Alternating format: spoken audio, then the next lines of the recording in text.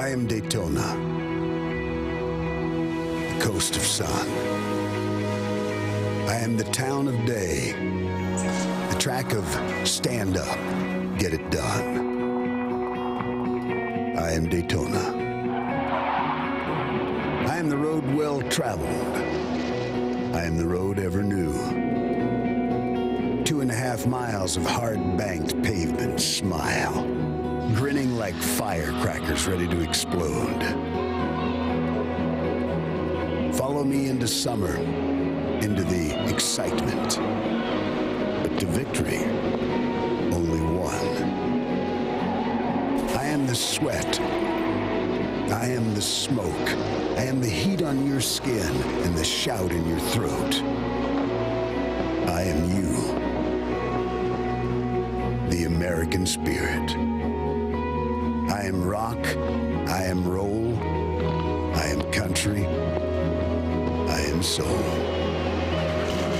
Ride my roar, throttle my thunder, side by side into the sun.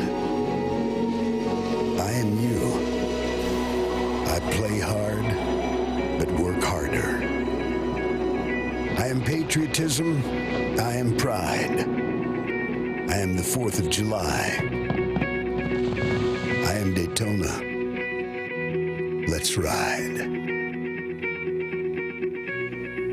And welcome to race 17 of the 2010 NASCAR Nationwide Series season, and welcome to NASCAR Countdown, presented by Wrangler. The Independence Day weekend means fireworks and friends, family, backyard barbecues, waving the stars and stripes, and occasionally, yes, sporting that Uncle Sam costume. Why? Because it's tradition. But ask any NASCAR fan the best place to spend the 4th of July, and this will be your answer. Daytona International Speedway, where tonight the NASCAR Nationwide Series introduces the next generation, the new car, and the return of some old favorites like the Dodge Challenger and the Ford Mustang. And is anything more iconic in NASCAR than the number 3, driven by an Earnhardt? And speaking of an Earnhardt, in qualifying earlier today, it was Dale Earnhardt Jr. who spoiled Roger Penske's shot at the first 3 spots. That 3 car will start 3rd, not Justin Allgaier to 4th. Starting in the number 2 spot is the 2nd youngest driver in the field tonight, the 3rd Penske driver in that 26 car, Parker Kligerman, which means pole position belongs to the points leader. Brad Keselowski wanted to get the first pole in the new car, and that is exactly what he did. It is his 4th pole of the season. Now, some drivers said they didn't focus on qualifying at all, like Kevin Harvick, who's starting 9th. He said his car was definitely set up more for handling and winning the race, not the pole. Kyle Busch also starts in the top 10. He is 5th. Ryan Newman, a former Daytona 500 winner, he rolls off 8th. But right now, let's hear from our pole sitter. He is on pit road with our Dave Burns. And Nicole, before he took that qualifying run, he predicted that he would be on the pole, and he did it. So are you willing to go like Joe Namath, Super Bowl 3 far, and guarantee the win tonight? No, there's a lot to win in these races. You got to execute on every level, and you just don't know how the race is going to play out. So I think we've got a great shot at it. Our discount tire Dodge Challenger is fast, obviously, so we got to do all the right things on the racetrack and on pit road and find our way in victory lane. The bumpers on these cars are not well reinforced. They're a little twitchy in traffic. So what constitutes working well together here tonight? I mean, that's something we're all going to have to learn as we go. I'm sure somebody will push a little too hard and there will be a wreck. So, you know, we're all going to learn it and kind of have to figure it out. Hopefully you'll push somebody and they'll get a little loose and you'll see it before you actually cause a wreck. But it's going to be very tough to know, and that's just part of the learning process for the drivers in this series. Brad Keselowski and his teammate, that all Penske front row, getting ready to start here tonight.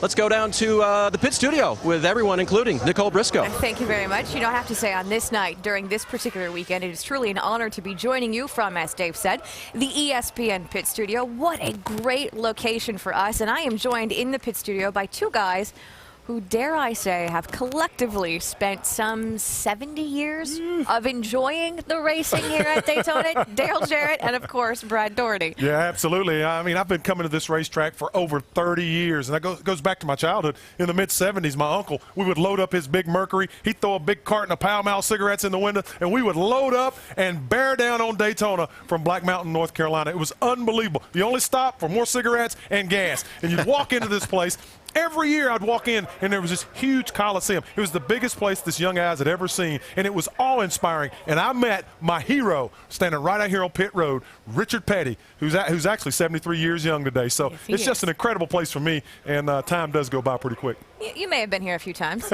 Yeah, it caught me off guard. That's a lot shorter than what we did in rehearsal. But, yeah, I have been. Yeah, it was, yeah, I used to come here. Basically, this was our vacation in my family, in the Jarrett family, because my dad was coming here to race. But we came down a little bit early, went to the beach, spent a little bit of time there. So a lot of years here, a lot of great years, and this is a wonderful place to be on the 4th. The stars of the show tonight, though, not necessarily the drivers, but what they are driving. Tonight, the NASCAR Nationwide Series debuts that beautiful new car.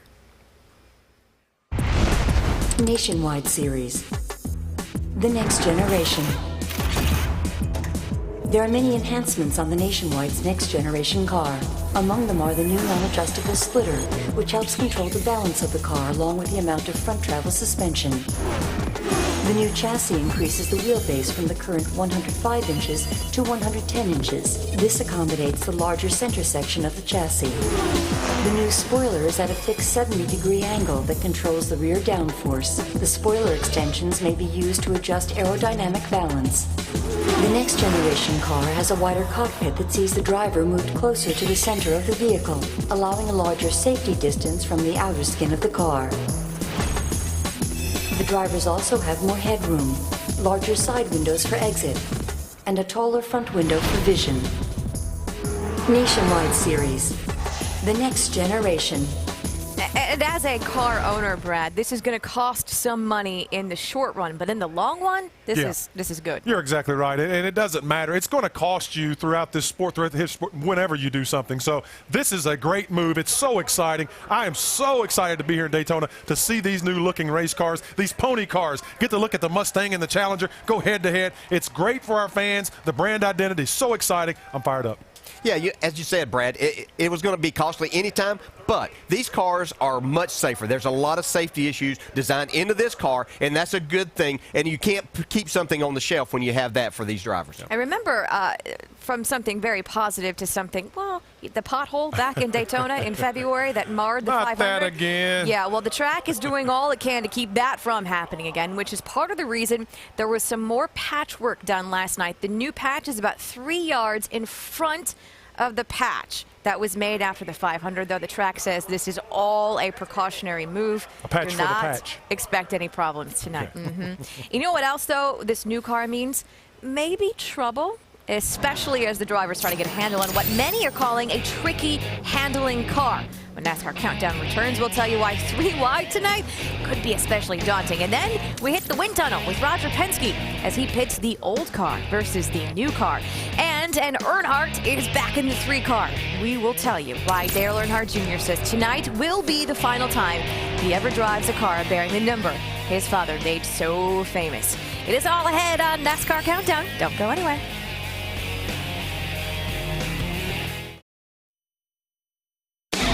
NASCAR Countdown is presented by Wrangler, official jeans of Dale Earnhardt Jr. and the number 3 Wrangler Jean Machine. And in part by Pennzoil, Feel the Clean. Brad Keselowski and Justin Allgaier have the honor tonight of debuting the new Dodge Challenger. Brad is going to roll off from the pole position, Justin in 4th. Now, both drivers say not only do the cars look really cool, and they do, but they are also pretty darn fast. For proof, Alan Bestwick visited the Dodge wind tunnel with the captain. Like a lot of people, I remember the late 70s. NASCAR's a really cool time when the cars were door slammers. They really, really looked like cars you could buy. We had the Chargers and we had the Mustangs and Camaros and Javelins, you know, all running together. It was really exciting because everybody, they had a brand that they loved. And now I think when you start to see cars that they can really identify. You started with a goal of giving the manufacturers some brand identity, but yet NASCAR wants the cars to be aerodynamically competitive. How do you make those two fit together? Dodge came up and said, well, we have a unique look we'd like to offer up for the Nationwide Series. We took a look at it and said, well, you know, that's what we're looking for, is to bring back some of that look as a street version versus just a pure race car. With the aesthetics of the car, each of the manufacturers are very different from one another. But with the being able to use, wind tunnels like we're sitting in now, the differences aerodynamically aren't there. Dave, when you look at the front of this race car, what makes the Challenger unique is the nose. How did you make that shape for styling be an efficient race car? Yeah, effectively what you see there is a recessed grille. However, there's a bubble, there's a pressure bubble in which the air effectively flows over it.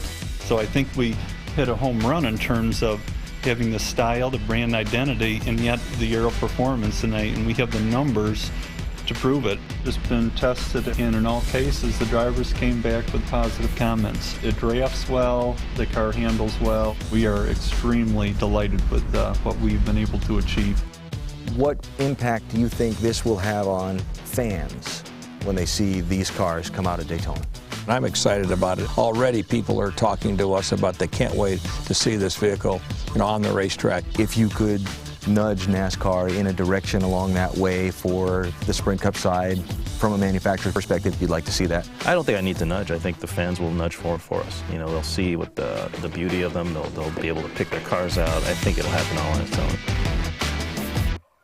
And pretty much everyone agrees on two things. The cars, yes, they look very cool. But despite nearly 7 hours of practice here this weekend, they're also a huge unknown.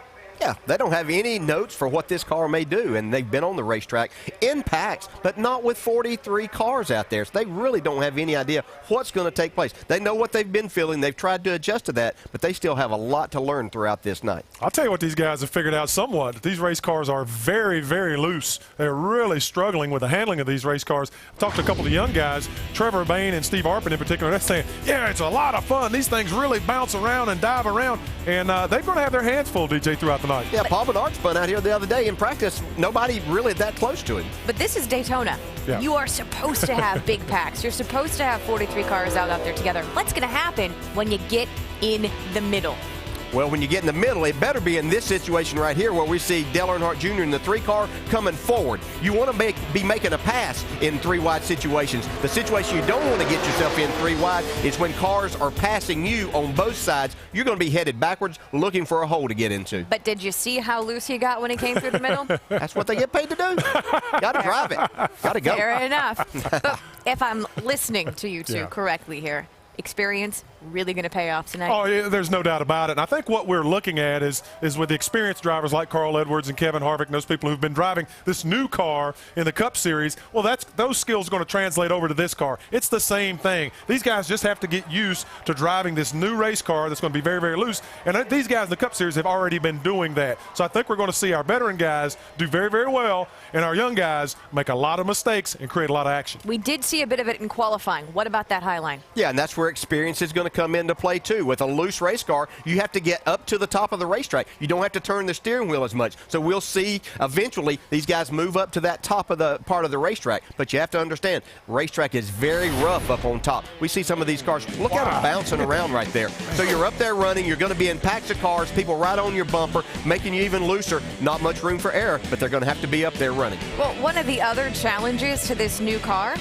it has to do with the crew chiefs, because that notebook they've been compiling, well, for years now, is down pretty much to a single sheet of paper. It's an element of the unknown, what to do or not to do to make these cars better. And to answer that, we go to our championship crew chief. Tim Brewer is in the Craftsman Tech Garage.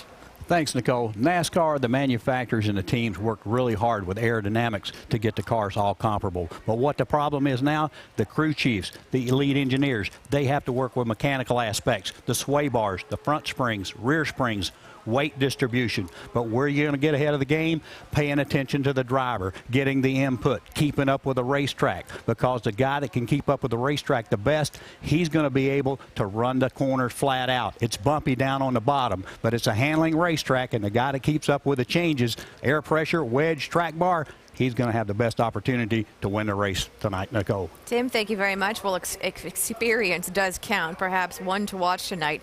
Someone who's had an awful lot of success at this track, including 2 wins in February of 2007, the nationwide race, and then the Daytona 500. Kevin Harvick is standing by with the one and only Dr. Jared Punch. Thank you very much, Nicole. And Kevin, you told us earlier today in qualifying, you gave up some speed in qualifying to have a better handling car tonight. How long will it take for that handling package to pay dividends in the race? Well, I think probably about 15 laps. You know, I don't think a lot of us have really been past about lap 20. And we can probably go about 45 laps or so on 40 or 45 laps on fuel. So halfway through the run should be the telltale sign. We may have gone overboard on trying to make it handle too good, but I just don't think that'll be the case with our Rheem pool heater Chevrolet. You know, the fans love these new cars a lot, but the drivers have said they're a handful to drive in traffic. How legitimate are those concerns? My car hasn't been that hard to drive. I think we've compromised our setup for speed and really gone towards handling. So I think, you know, maybe some experience on just knowing what you think you want in a car might make it drive a little bit better. And I think, you know, I think there's a lot of options that they could have done to make their cars drive better. So we'll see how that balance plays out tonight. We may have gone overboard and they may have the speed and we won't, but we'll see. Hey, good luck. And by the way, thanks for being our in-race reporter tonight. Oh, I'm glad to do it. Hopefully we can come up with some good questions tonight, Dale and Andy.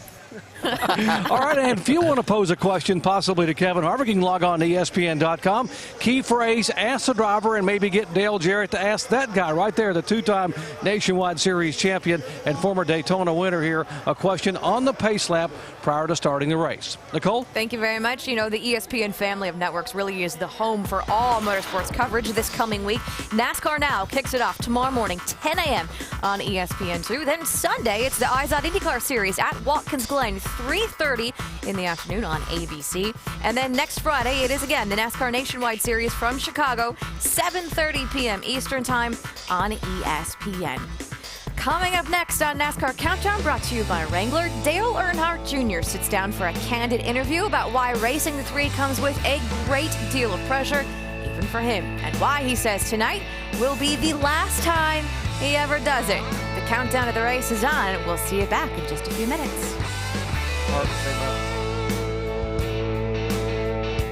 Countdown is presented by Wrangler, official jeans of Dale Earnhardt Jr. and the number 3 Wrangler Jean Machine. And in part by Nationwide Insurance. Enter this code at codespotter.com for a chance to win a Roush Ford Mustang.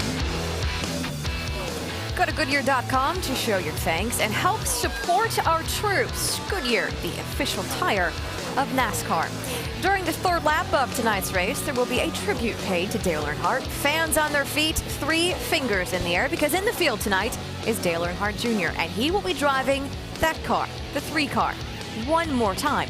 Marty Smith went one-on-one with the son of the man who made that number 3 oh so famous.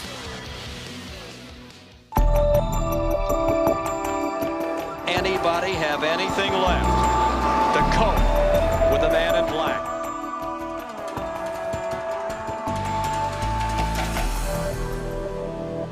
And Earnhardt loses it, goes on the grass. Incredible piece of driving by Earnhardt. They come toward the line. Who will it be? Dale Earnhardt will come to the caution flag to win the Daytona 500. Before there was an intimidator, Dale Earnhardt was one tough customer. Now, Dale Earnhardt Jr. will bring his father's blue and yellow Wrangler number 3 car back to Daytona. There's a lot of different emotions, you know, that it brings up when that car, when people say, you know, here the 3's coming back. When you're growing up and you're young and you're little and going to the racetrack with your dad, you always want to drive his car and wondering what it's like and all those things. And it's an honor for me to do it. With great appreciation for his father's iconic career, Junior knows the significance of running the number 3. It's not mine to take and use whenever I feel like using it. You just don't grab the car keys off the counter and go run out the door and haul down the road with your dad's car.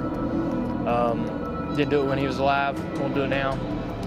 I just wanted to go to the racetrack and run it once before I retire, you know. And this will probably be it. I mean, after this, I'll probably never drive a car with a 3 on it again. So I can pretty much say I'm 99% sure that'll never happen again.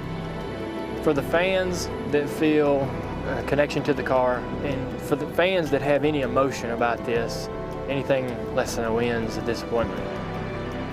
If the 3 is coming back, they don't want it to run second, you know what I mean? So I feel that pressure.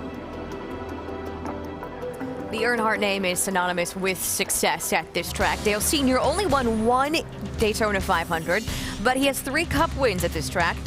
But he did also win 5 in a row here in the Nationwide Series between 1990 and 1994. As for Junior, he scored 7 total wins at this track between the 2 top series. Yes, numbers are important, and the 3 certainly carries its own legacy. But not only does Dale Earnhardt Jr. carry his father's name, he's now carrying his number, but he also carries the bulk of his fan base. Your father was very successful, Dale. What is it like to grow up the son of a successful dad? Yeah, there are certainly huge expectations, and people expect you. My dad won 50 races and 2 championships. That's what everybody expected when I got in a car.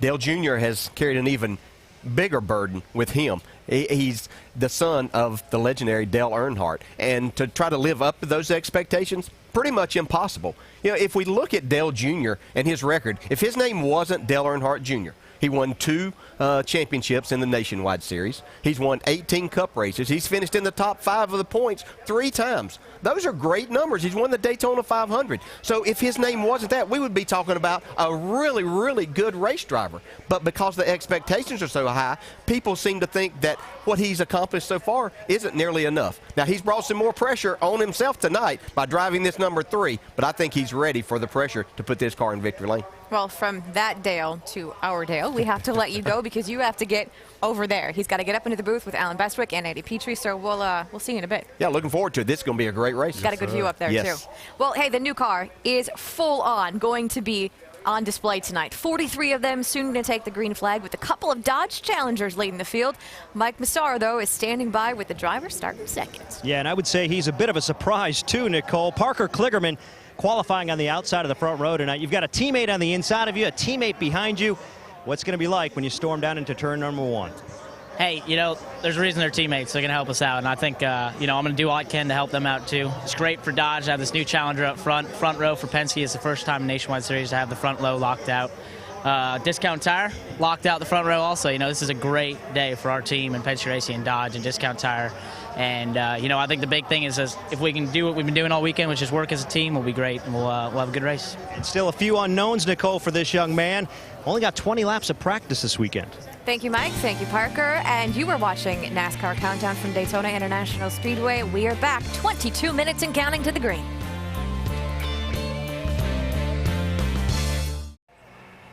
Welcome to the 4th of July weekend at Daytona International Speedway, and welcome to the Subway Jalapeno 250. Tonight, the new Nationwide Series car makes its debut. We've got Dodge Challengers and Ford Mustangs.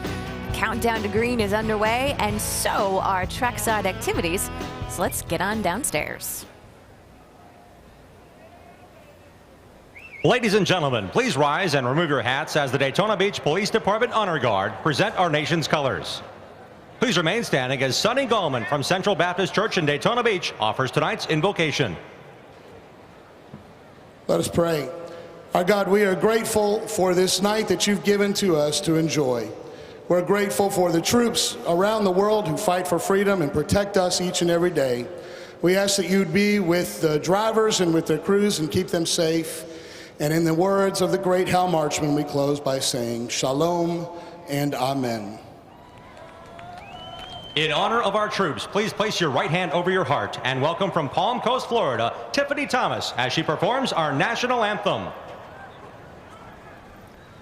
Oh, say can you see by the dawn's early light what so proudly we hailed at the twilight's last gleaming, whose broad stripes and bright stars through the perilous fight o'er the ramparts we watched were so gallantly streaming, and the rocket's red glare, the bombs bursting in air, gave proof through the night that our flag was still there.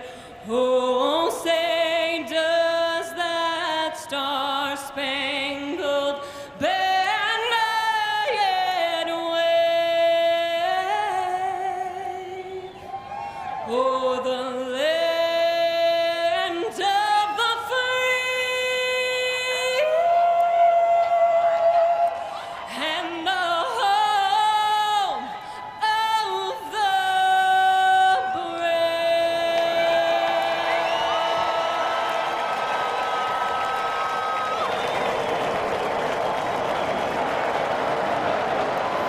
getting ready for 100 laps and 250 miles at Daytona International Speedway. It is the 4th of July at Daytona. Stock cars, and this holiday, they go hand in hand. It is a little slice of Americana.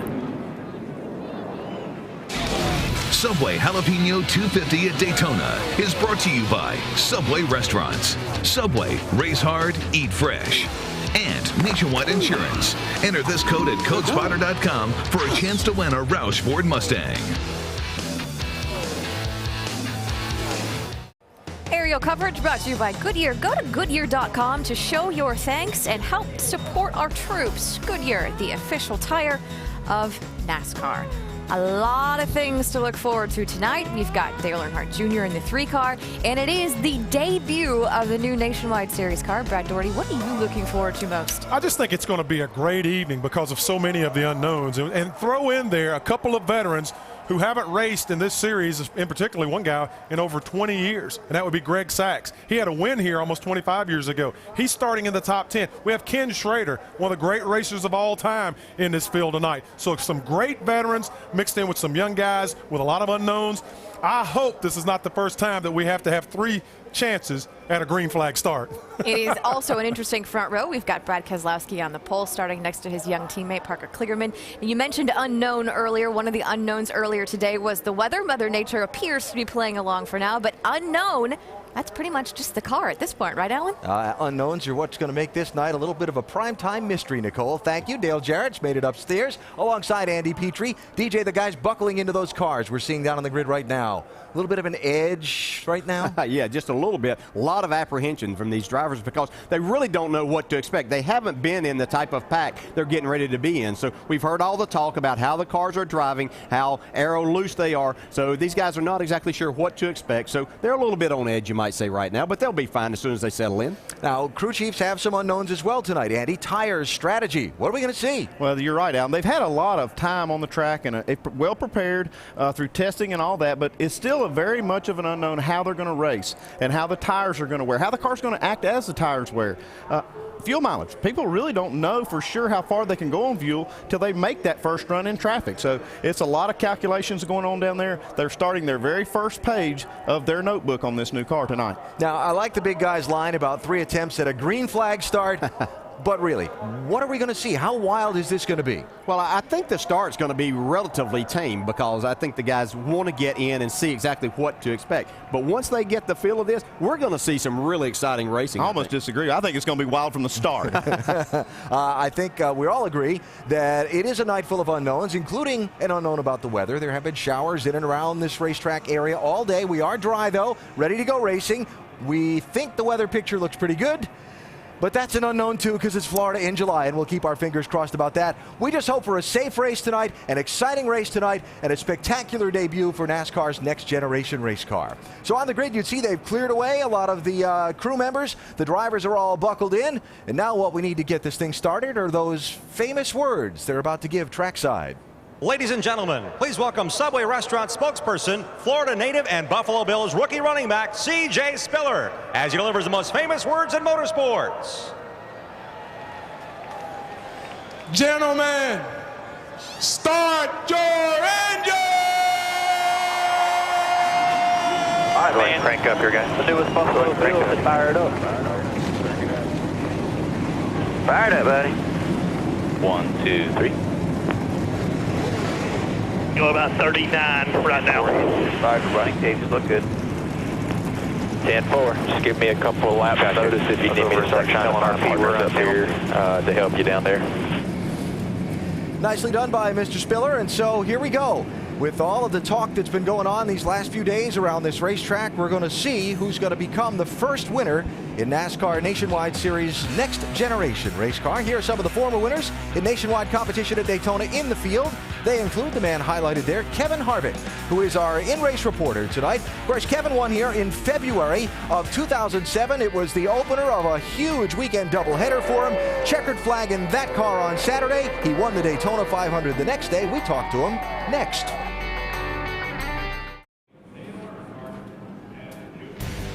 Always a thrill to be at Daytona International Speedway, and tonight, a pleasure to bring you the Subway Jalapeno 250 for the NASCAR Nationwide Series, the debut of the next generation race car. Cars are on the pit road now, haven't quite yet rolled off to begin their parade and pace laps.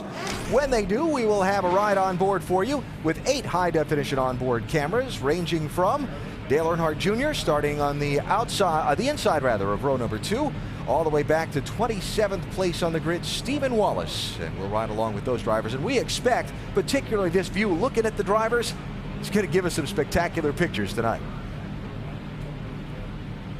And we'll show you the starting lineup, our Subway ticker across the top of the screen. Take a look and check out where your favorite driver is going to be lining up. And as the cars begin to roll off, let's take a chat with our in-race reporter, Kevin Harvick. Hey, Kevin, Dale Jarrett, the ESPN. You have a copy? For Dale. Hey, Kevin, our first question comes from our ESPN mailbag, and Mike in St. Louis, Missouri asks, what are the main differences you've noticed in the new car?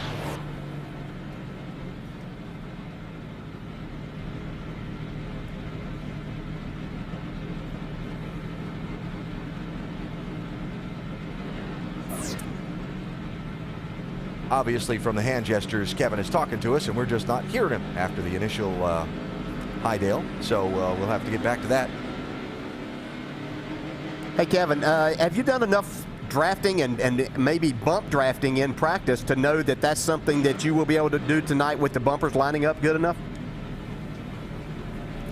So, you know, these bumpers are the round in the front, so you got to be really careful about where you bump draft, how you bump draft, and obviously who you bump drafting with. So the handling pretty much takes care of the no bump drafting in the corners, just because you got to give each other room to keep your cars going straight. By what you've seen so far, is it pretty fair to say that because of the worn out surface here, the heat, that we'll be looking at 4 tires pretty much every time you come to pit road? 4 tires. I think, you know, there's been a lot of guys still probably pretty aggressive on their setups, and we're pretty conservative. Went definitely down the big-time handling road. We might be too conservative on that, but there's only one way to find out, and that's to race. All right, Kevin, thanks for talking with us, and have a great night. We'll talk to you later on. Thank you. Kevin Harvick lined up 9th on the grid. You saw him index the steering wheel, get back in his place in line, set the pit road speed limit on the tachometer, double check things, and he'll be ready to go in another 2.5 more pace laps. Have some time, so let's squeeze in a commercial break here before we go green. We'll come back with plenty of time before the Subway Jalapeno 250 gets underway.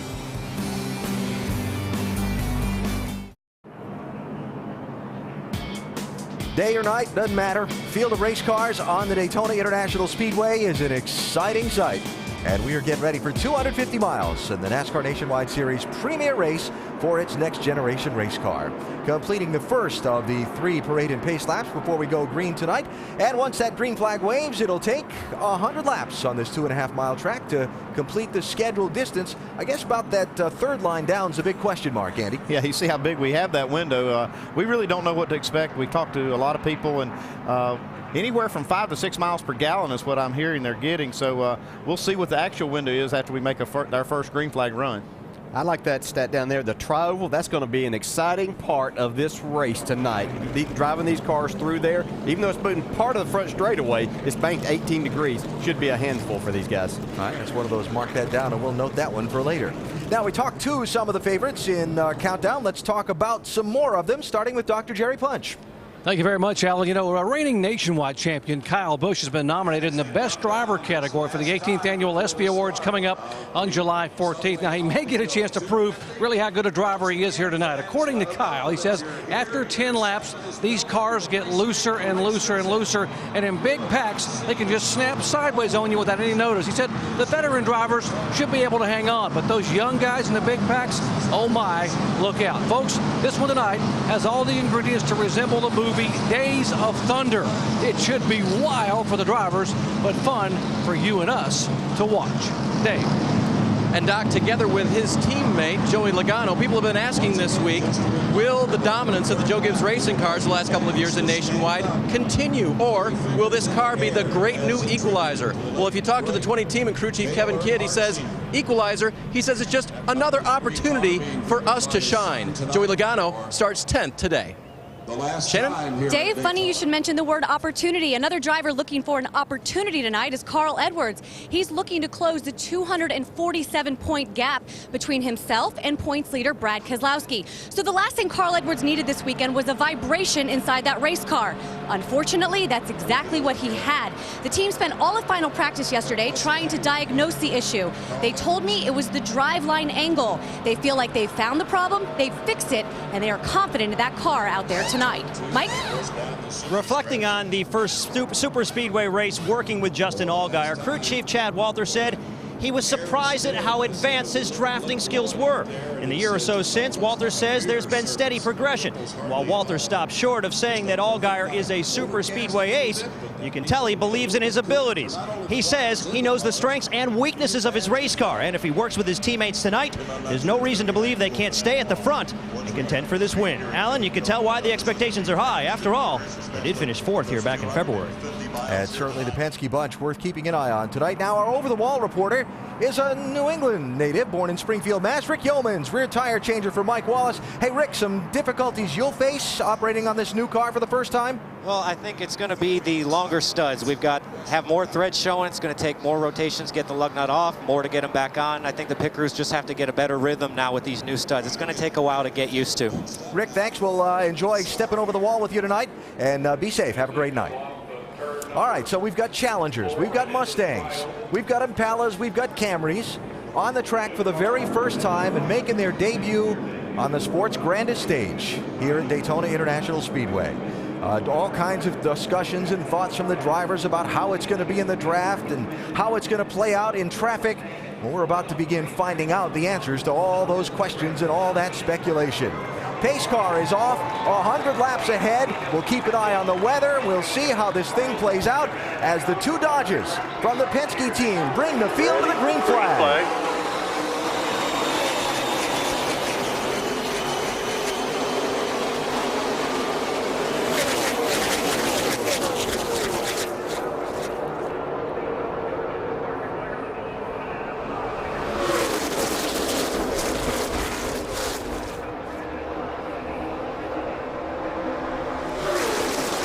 Who's going to lead this first lap down the backstretch? The two Challengers from Penske are leading.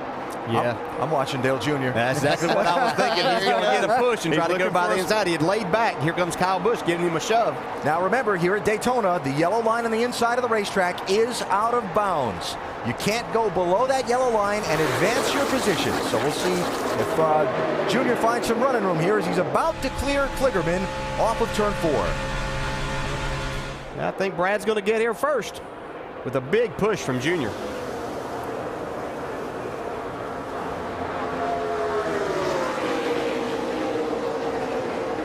Keselowski leads, Junior is second, Kyle Busch in the 18, inside of Kligerman for third, pretty much double wide from there on back through about 18 cars.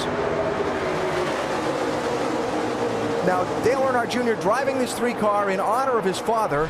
Remember, in the year that Dale Sr. passed away, the race fans did a tribute at every racetrack on the 3rd lap of the race, where they basically stood and held up 3 fingers. That's about to happen here at Daytona tonight. And you can see as he was pushing Brad Keselowski there, you have to be careful in pushing these cars because he knocked him below the yellow line right there. Is he going to lead?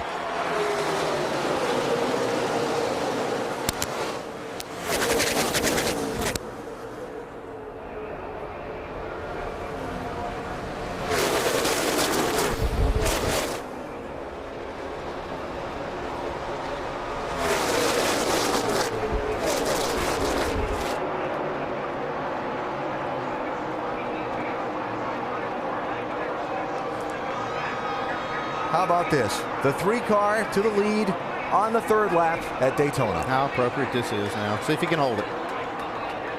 Yeah, that car's pretty loose right there. He's getting a push, big push, but he's so loose he can't get to the throttle. Whoa, Can he get back to the line first? That's Kyle Busch behind him.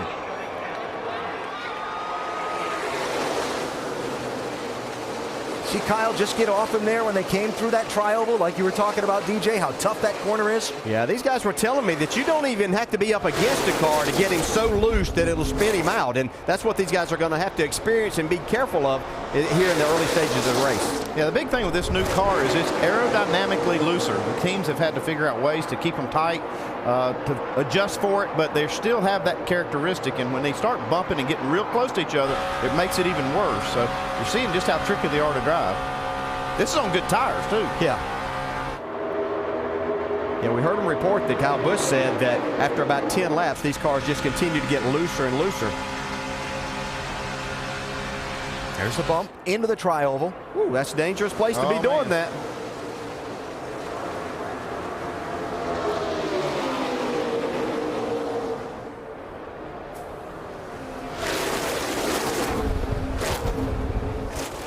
So Earnhardt Jr. got to the front briefly.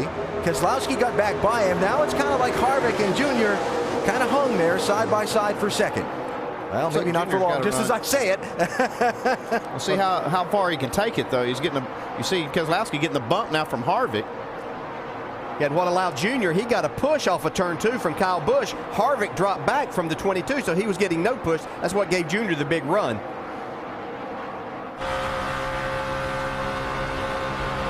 Remember that one of the things we talked about during our coverage of qualifying, we were talking about the two different types of setups under the cars. The coil-bound setups that are faster, but maybe a little more unstable, and the conventional setups. And Harvick giving up some speed in qualifying for the stability in the race. Let's see, he's up to racing for second. Yeah, but it really hasn't taken effect until the tires get worn and get hot. That's when you're going to see that kind of setup probably come to the front even more. The coil-bound setup is something that NASCAR has opened up the rules on front springs at this track for the first time, and now these teams are able to play with it. And you see Junior still fighting on the outside. I mean, looks like he's probably kind of committed to that outside lane for a while. Yeah, and you talk about that coil binding setup. It uses and literally can abuse the tires if you're not careful. So the conventional springs are a lot easier on the tires, and that's, as you were saying, Andy, we'll see that come into effect after they get 15 or 20 laps on it. Now that lead pack under power heading down towards turn 1. You saw Kevin LePage's car off the pace on the apron. Got one spun at 4. Do have one spun, and wow, big crash. Jennifer Joe Cobb in the 27 and Johnny Chapman in the 43. Fire. Can I get out yet? Yep. Caution flag for the first time.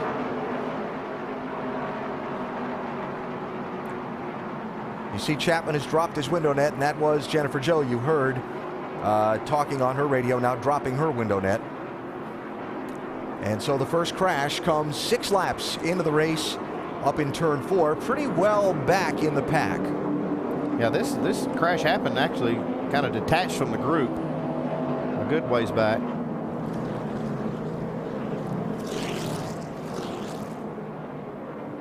I think the look we're going to see of this is picked up in progress already. Just looking at this, it might be a situation that the 27 spun and then was hit in the rear. Yeah, that's what it looks like. Right there, you can see just catches Chapman up there. He's trying to avoid this spin. It looked like the 27 maybe hung the left front down on the apron, caused it to get loose and shot up in front of Johnny Chapman. That flash fire went out as they stop here. Pretty significant fire. Wow. Yeah, that was kind of right there pushing it in her window. Yeah.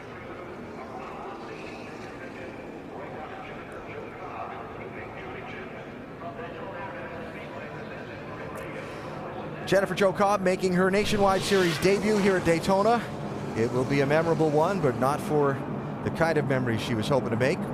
Chapman out of his car, and you see the safety workers there talking to Cobb at her car in turn 4. Caution for the first time, 6 laps in here at Daytona.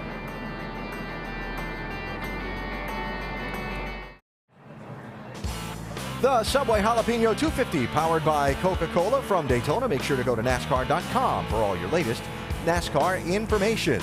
Check out that sky. Pretty ominous looking, but pretty. We'll hope that all the weather stays away from the Speedway. Right now under caution for the first time after a 2-car crash up in turns 3 and 4. Both Jennifer Joe Cobb and Johnny Chapman out of their cars and have gone to the care center for their examination. Dave, what do you have? Alan, as you know, Parker Kligerman qualified the 26 car on the outside of the front row. Had some interesting thoughts after that first run. Listen to the nerve of that 19-year-old. Wow, that had to be the most insane thing I've ever been a part of. The 3 and the 18 were just being idiots, so I was trying to back off them, and sure enough, they almost wrecked us all right there. I had to back out of it just right back of it. Idiots, huh? Well, the 3 and the 18 may go and win this race, too, so Parker may want to work with them rather than be angry with them as the night goes on. Alan? If Parker stays around long enough, he'll realize that that's the kind of things that are going to happen at Daytona and Talladega all the time. I had a spotter one time, was a spot for one of my drivers. He said, the driver said something about everybody's acting like idiots. He said, hey, you're all idiots. Just keep pedaling. If you're with us for our coverage of qualifying earlier today, you saw Reed Sorensen in his backup car really throwing some sparks out behind that machine.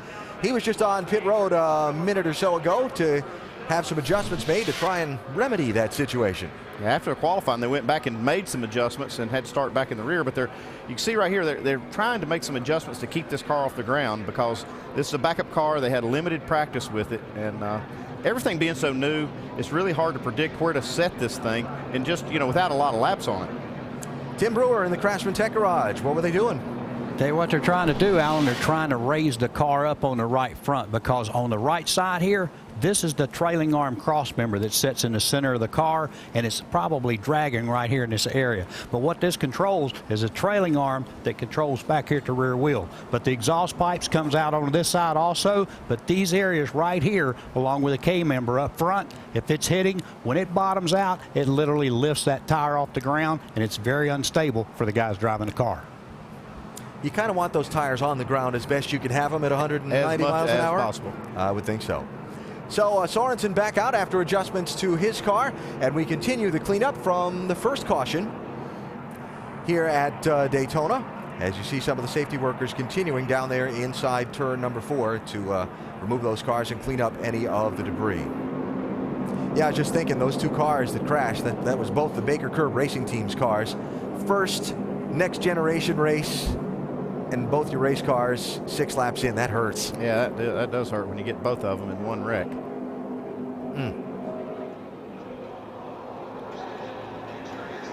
You know, I know, DJ, you talked about this a little bit at the top of NASCAR Countdown a minute ago, but just the thrill of coming here to Daytona. Every time you walk in the gates, it's an amazing place to me. Yeah, it makes no difference what type of race it is, whether, when I was here, whether it was the 500, the 400, nationwide race, IROC race, yeah, anytime that you could race, just a very, very special place.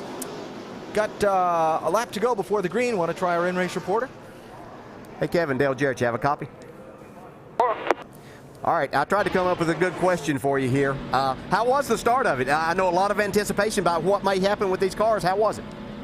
Start was great. Everybody's dancing around a little bit less than I thought they would, actually, but looks like, it's going to be a fun night. It looks like the track's got a little more grip, but the cars are still going to move around, so great start for everybody. Okay, man, go back at it. Good luck. Thank you. Yeah, one thing that's really played into their hands and in their favor is that we've had a cool day, and the track hasn't got a lot of temperature in it to start with, so it does have a little more grip. Any grip that you find out here, I promise you, makes a huge difference, because this racetrack is just so worn. So anything that can help makes you feel almost like you're Superman, that the cars are really good then. Verizon Wireless customers, text CHAMPION to 43776 for exclusive Champion Chats content from our NASCAR Now Roundtable experts. I think this week's is on Jimmy Johnson, Denny Hamlin, little momentum we've seen from Team 48, and which one our panel thinks is going to have the most wins and the most bonus points come chase time. That's a good question. They had pretty good answers. Yeah. Jennifer Jo Cobb treated and released from the Infield Care Center. Good news there. All right, so we had the first pole with the next generation race car, went to Brad Keselowski. He led the first lap. First lead change. Actually, Dale Jr. Has yet to happen at the start finish. That's right. And now we're going to have the first restart.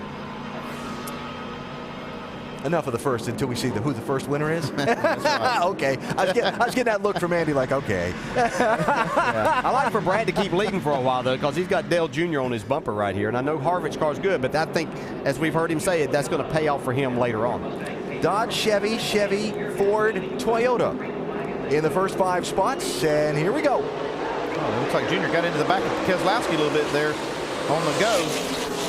These cars really accelerate a lot faster than they used to here because they've got about 150 almost more horsepower.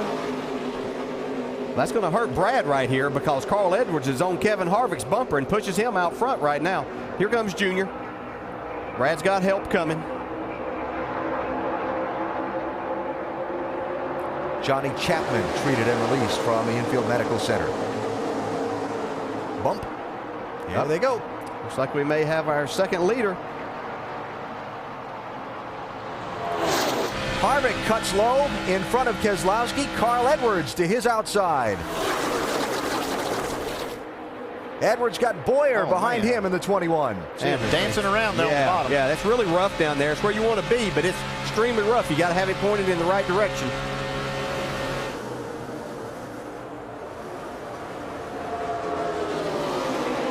Really interested to watch how some of these drivers, like you saw Keselowski there, he bumped Harvick on the short shoot, but he backed off him going into the tri-oval. And you had another first. You had the first Chevrolet to lead a lap. Very nice. Dr. Jerry Punch is with Jennifer Jo Cobb. Yeah, you mentioned she's okay out of the hospital after being checked out. Jennifer, what happened? You know, that's the first time in our ill-fated trip down here, this new Ford Mustang, that we've had anybody behind us. And there's so many of us back there just trying to be safe. And I, was making just real clean, safe passes. And that's the first time another car had been on our bumper all weekend. And the rear end just did not hold. I mean, he did nothing wrong. I hate it for Johnny Chapman, and I hate it for our team because they work so hard. This is definitely going to take a financial hit for us. We may not be back. We may have to retract that 3-race deal with Baker Curb because this actually is going to hurt us in that department. But we'll see y'all next week in Chicagoland with the number 13 driven male and the Iowa, our Camping World Truck Series. That's going well, so we're going to focus there for a while. Tough night for Jennifer Jo Cobb, baby. All right, Doc, thanks. So, great fight for the lead. Harvick inside, 33. Edwards outside, 60. How about a little side draft in there? Yeah, I think that was unintentional, though, because I think he got loose and he just followed his car down there. I see a lot of guys just aiming these cars. I mean, it's just they're dancing all over the place. I don't know how they can afford to be doing this bump drafting, but they're getting away with it. Wow. Yeah, that's Clint Boyer we're watching right there. He started back a little ways. He's made his way up towards the front. Earnhardt Jr. got put in the middle there like you were talking about. The wrong way. He's going backwards. Gives up a couple of spots there. Yeah, there's just nothing you can do except try to find you a hole whenever you get put in that situation. Car gets so loose with cars on both sides of you. And you see Harvick now getting passed by quite a few cars. Must have had to get out of the throttle. Well, we're getting up to lap 14 now. The handling's going to start going away here. What handling there was to start with. The tires were kind of holding them for a while. 3 single file at the front. You're looking back at the double file race for 4th. Talked about Harvick losing some spots. Shannon? Well, Kevin Harvick has been very good all weekend, guys. You heard him in qualifying today. You heard him in countdown. He said that they've given up speed in order for drivability. One way that they've done that is with the conventional spring setup. They are not coil-bound here tonight. They said during the test in May, they went out with a coil-bound setup. The car was very edgy, so they tried something new, and they think it's really going to pay off for this team here tonight. They said that they won't be fast as the rest of the guys, but they will definitely have the handling, and that they feel will win them the race. Guys? Shannon, thanks. Look at Carl Edwards working that wheel. So they're talking about good handling cars. That's a relative thing right now. None of these cars are really handling that great. There's Boyer. Yep, there's another leader. And that is a car also that went back and forth between coil binding and the bigger springs. And Clint Boyer told me, he said, I could drive it the other way, but I would be a passenger more than a driver. He said, I'm in control better with these springs like this. Now he's in the lead. They see another guy that can drive a car out of control. Kyle Busch up on the top now with some momentum. And let me just clarify. Yes, the onboard was Kevin Harvick, but Carl Edwards had his hands full down at the bottom of the racetrack. For the lead, Justin Allgaier in the 12. And he's got no help. You see that 21 get sideways, get in the corner there? They're driving these things. They're earning every dollar they're getting paid for this. Now, Clint Boyer's a dirt racer. He's a little used to backing a car into the corner that way. Yeah, but not at this That's right, yes. Yeah. Ooh, 3 wide. Logano up top. Now that put Kyle Busch in the middle in a way that he didn't want. We saw him go 3 wide and make a pass a while ago. When you're getting past, that's a terrible place to be. See how he handles it here. He's back 3 wide again, his teammate on the outside. While we watch this, Dr. Punch is caught up with Johnny Chapman. Yeah, back at the hospital. And Johnny, from your vantage point, what happened out there? Well, I was trying to stay back there out of the way and let everybody go. And Jennifer come up on me there pretty hard, so I let her go on and let her get. Didn't want to be drafting with anybody right now. My car was really good, and let her go on there in front. And I don't know, she got loose and spun getting in the corner. And you know, at that point there's nowhere to go, and she just come back up the track, and I got collected. But man, I hate it for these guys that's worked so hard to get these cars going, and just terrible. I hate it for them, and they worked awful hard to get this to happen. And man, I just I thought I had plenty of room there, but run come up short. Happens in a hurry here at Daytona, baby. All right, thanks. Joining Chapman and Cobb in the garage, we saw Kevin LePage off the pace earlier. His car was pushed to the garage, and Morgan Shepherd just coasted down the pit lane and made the left turn into the garage. Paul Menard, 98, trying to move forward. He's got Kyle Busch and Brad Keselowski with him. Joey Logano giving up some ground on the outside in the 20. And how about this 15? I talked about earlier, some drivers just having a knack for drafting. That's Michael Annett in the 15, and he just seems to have a feel for this big track stuff. It must be an instinctive thing. I know there's so many drivers that are good at it. You see Jamie McMurray, Dale, you are the same way here. I've never really been able to figure out.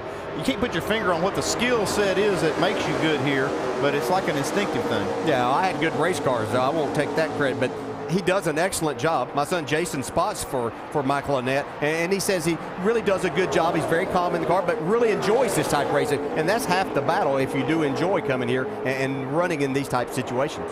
Now, you see Dale Earnhardt Jr. trying to come back around to the outside of Michael Annett. Jr. has fallen down to 11th spot. He's racing Annett there for 10th, and he's got one of the young drivers for his junior motorsports team, Steve Arpin, right behind him in that 7 car, getting some Daytona drafting experience from the boss.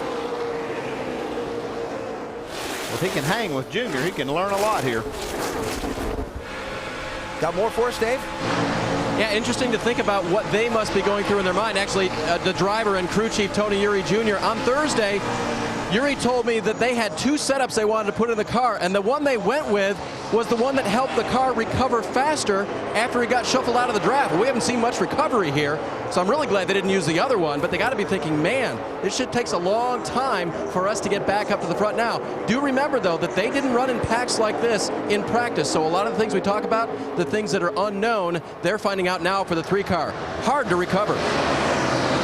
Interesting stuff, Dave. Yeah, it really is. And just as it was pointed out earlier, too, I think Kevin Harvick said it, that they haven't really put much more than 20 laps on a set of tires at one time or being out there for that long a time. So they're in unknown territory right now, too, as to what these cars will actually do.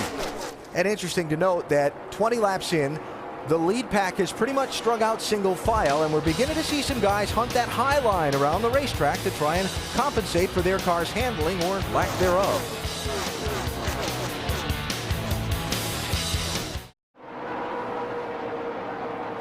Aerial coverage provided by Goodyear. Go to Goodyear.com to show your thanks and help support our troops. Goodyear, the official tire of NASCAR. Great look at the fight for the lead here at Daytona in the Subway Jalapeno 250. Clint Boyer's got it. Kevin Harvick trying to hold off Kyle Busch for second. And an interesting drafting partner choice a second ago for Brad Keselowski. Had a chance to jump down in front of Kyle Busch when Kyle was making that inside run. Chose to go with Kevin Harvick instead. Yeah, you could see Kevin Harvick's car sideways off of turn 2. We got a huge run right up to Clint Boyer's back bumper. Oh, look at drive this car. Wow. Tell you what, they're wheeling these cars. Clint Boyer's radio a minute ago. You guys are really, you pull them through 1 and 2. Don't let him get too close to me up off. If he does, I got to give it to him. He's going to send me out. That's just the air looseness of these cars, and if you get close enough, you don't have to touch anybody. Just getting even more air off of that rear spoiler. makes you sideways and makes it difficult to drive. And that's the guy leading the race. So much for the single file 12-car lead draft. They've doubled up again. Shannon? Well, Clint Boyer free in the middle, free going in and tight in the middle. But guys, you saw he's having a hard time staying on that bottom line. That is what he's most struggling with right now. Before he climbed in the car, before the race, I asked him what it was like driving these cars, and he laughed and said, man, they are a handful. Mike?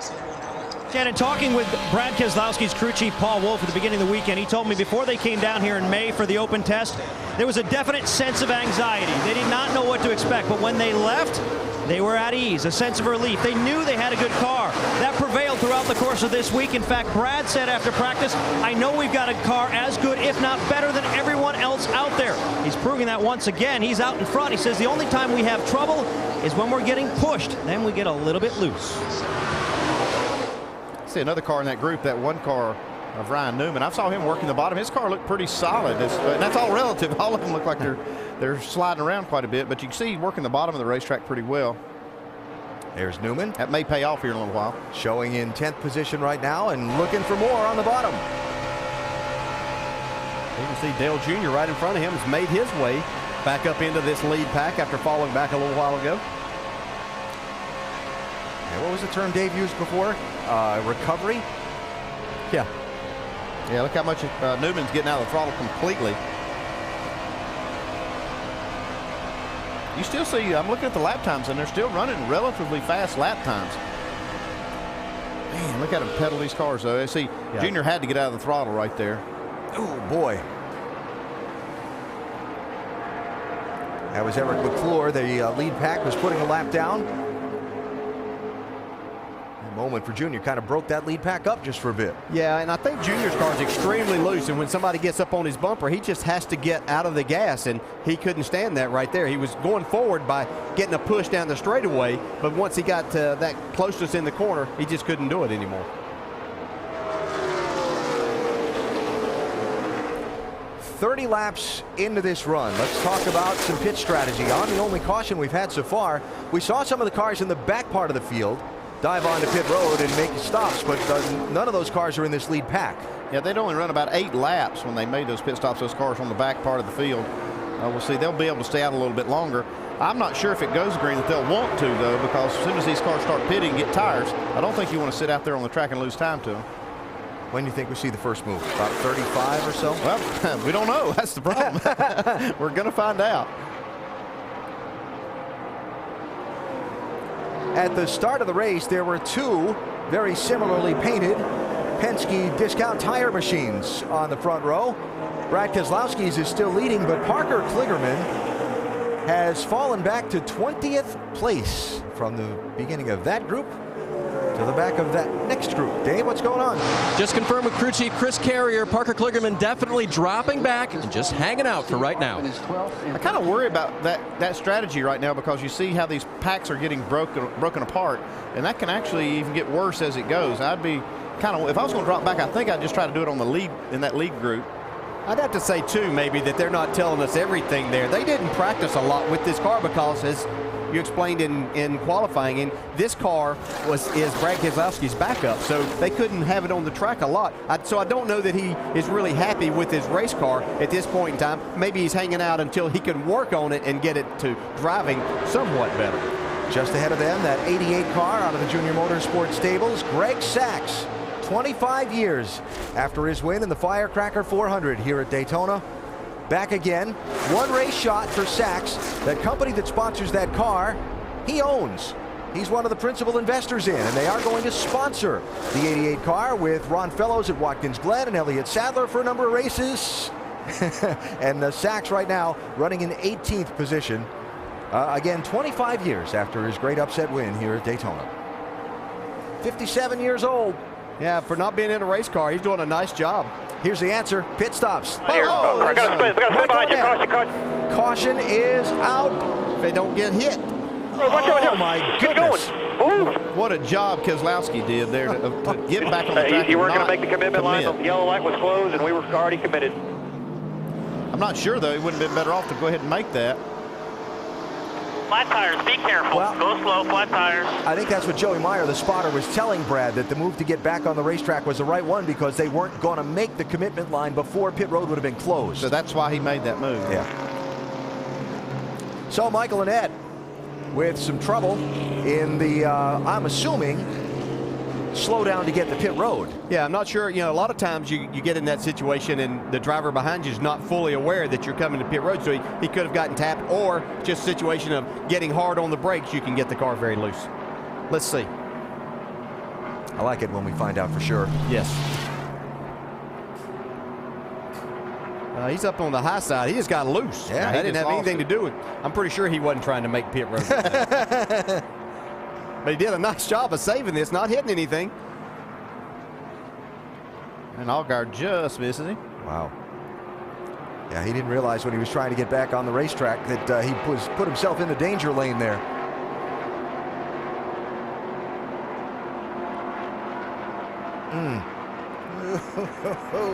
Man. Close call. It's not surprising, though, that these Dodges are the first ones to try to make a green flag stop. They're making a lot of power, and that doesn't bode well for mileage. So they were coming to pit road right here. And you can see, I mean, they're out of control trying to get their car stopped and still made this move. Back onto the racetrack. You see the commitment cone there, center of the picture. So the beginning of the pit road speed limit, rather. We cannot afford a penalty here. Cannot afford a penalty. 4,700 at the line. 47. Spin behind you. Cousins out, spin out. Come on, watch him outside, outside, outside, outside. There you go, come on. What a good job of spotting right there. It was. I'm sure Justin was probably thinking, I'm pushing this throttle as hard as it'll go, but this is as much as I can get. Here's Brad Keselowski's radio. Watch the yellow line here. Oh, crap. Got to spin behind you. Caution, caution, caution. Get up. Get up, get up, get up, get up, get up. He's behind you. Come on, come on, come on, come on. Watch out, watch out, watch out. Get going. Woo. Got busy, didn't it? Oh, my goodness. Good job, though. Joey Meyer, the spotter for Brad Keselowski, longtime spotter for Martin Truex Jr. And wow. Very animated. Yeah, nice job. And that's one of the things that's really hard, because you say, okay, they weren't to the commitment cone, but they had committed to pit road, but it was going to be a penalty if they would have gone on to pit road. And so they did the right thing by being able to get back out there. But that's something that I think has been a struggle as far as the rules go, but that's what the rule is. Well, I'll tell you what, all these leaders, all these guys glad to see this caution come out, though, so they can get 4 new tires on these cars and make some chassis adjustment. So in all that mayhem, Kyle Busch became the leader. Brad Keselowski and Justin Allgaier went back to 9th and 10th. Michael Annett limped around. He's on pit road, getting fresh tires, looking to get off pit road and come back around to the field. Obviously, he's come in before the pit road was open, so he'll start at the back of the line. And 34 laps into this race, these pit crews are going to get a look at a set of tires off these race cars with pretty much a full fuel run on them. That should help to see what the car is doing and how it's acting. You can look at those tires and read it. Doc, they're coming to you. 55 miles an hour. They reminded Kyle Busch his pit road is also worn out. It is the racetrack. It's going to be slippery. He stops okay. They're going to put 4 tires on. Going to top it off with Sunoco fuel and make an air pressure change. Dave. Dale Earnhardt Jr. has a Sprint Cup pit crew. He says, I don't need anything on loose and tight, but I do need Sunoco fuel, and I will take 4 Goodyear tires. Shannon? Kevin Harvick, bottom left, said it would take 15 laps to figure out how the car is. So far, it's good. No changes, 4 tires. Mike? Ryan Newman complaining his car's just a little bit tight. They're going to take 4 tires as well. They're going to go down a round and a half on the track bar. Going to try to free that car up a little bit. They're away. A very clean stop for the 1.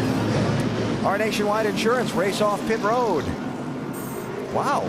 7 spots, 4 tires for Keselowski. Now, remember what Rick Yeomans, our over-the-wall reporter, told us? These pit stops might take a little longer because of the longer studs on the car. Let's watch. All right, the G&K Services Chevy at Mike Wallace is terrible right now. Very loose with somebody pushing.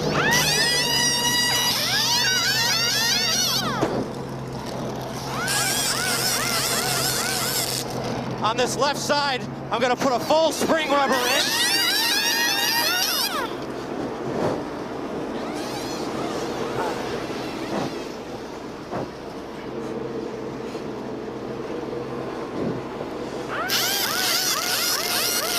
There we go. Full rubber in the left rear and 4 rounds down on the left rear. Pretty big adjustment. Way to go, Rick. Caution out for the 2nd time tonight at Daytona.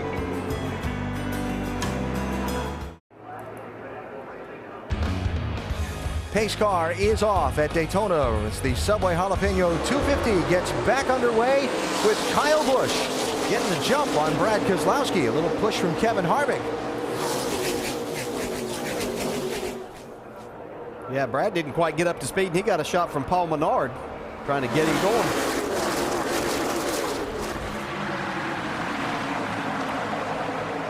"37 cars on the lead lap. Danny Eflin was the lucky dog, the free pass recipient on that caution. He's back around in the mix.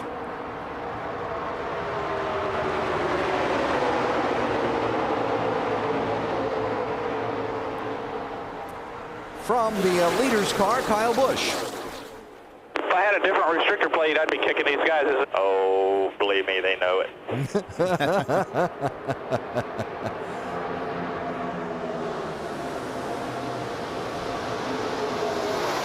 Obviously, that a discussion on the various horsepower comparisons of different makes of cars in Kyle's mind. And that's what we're referring to.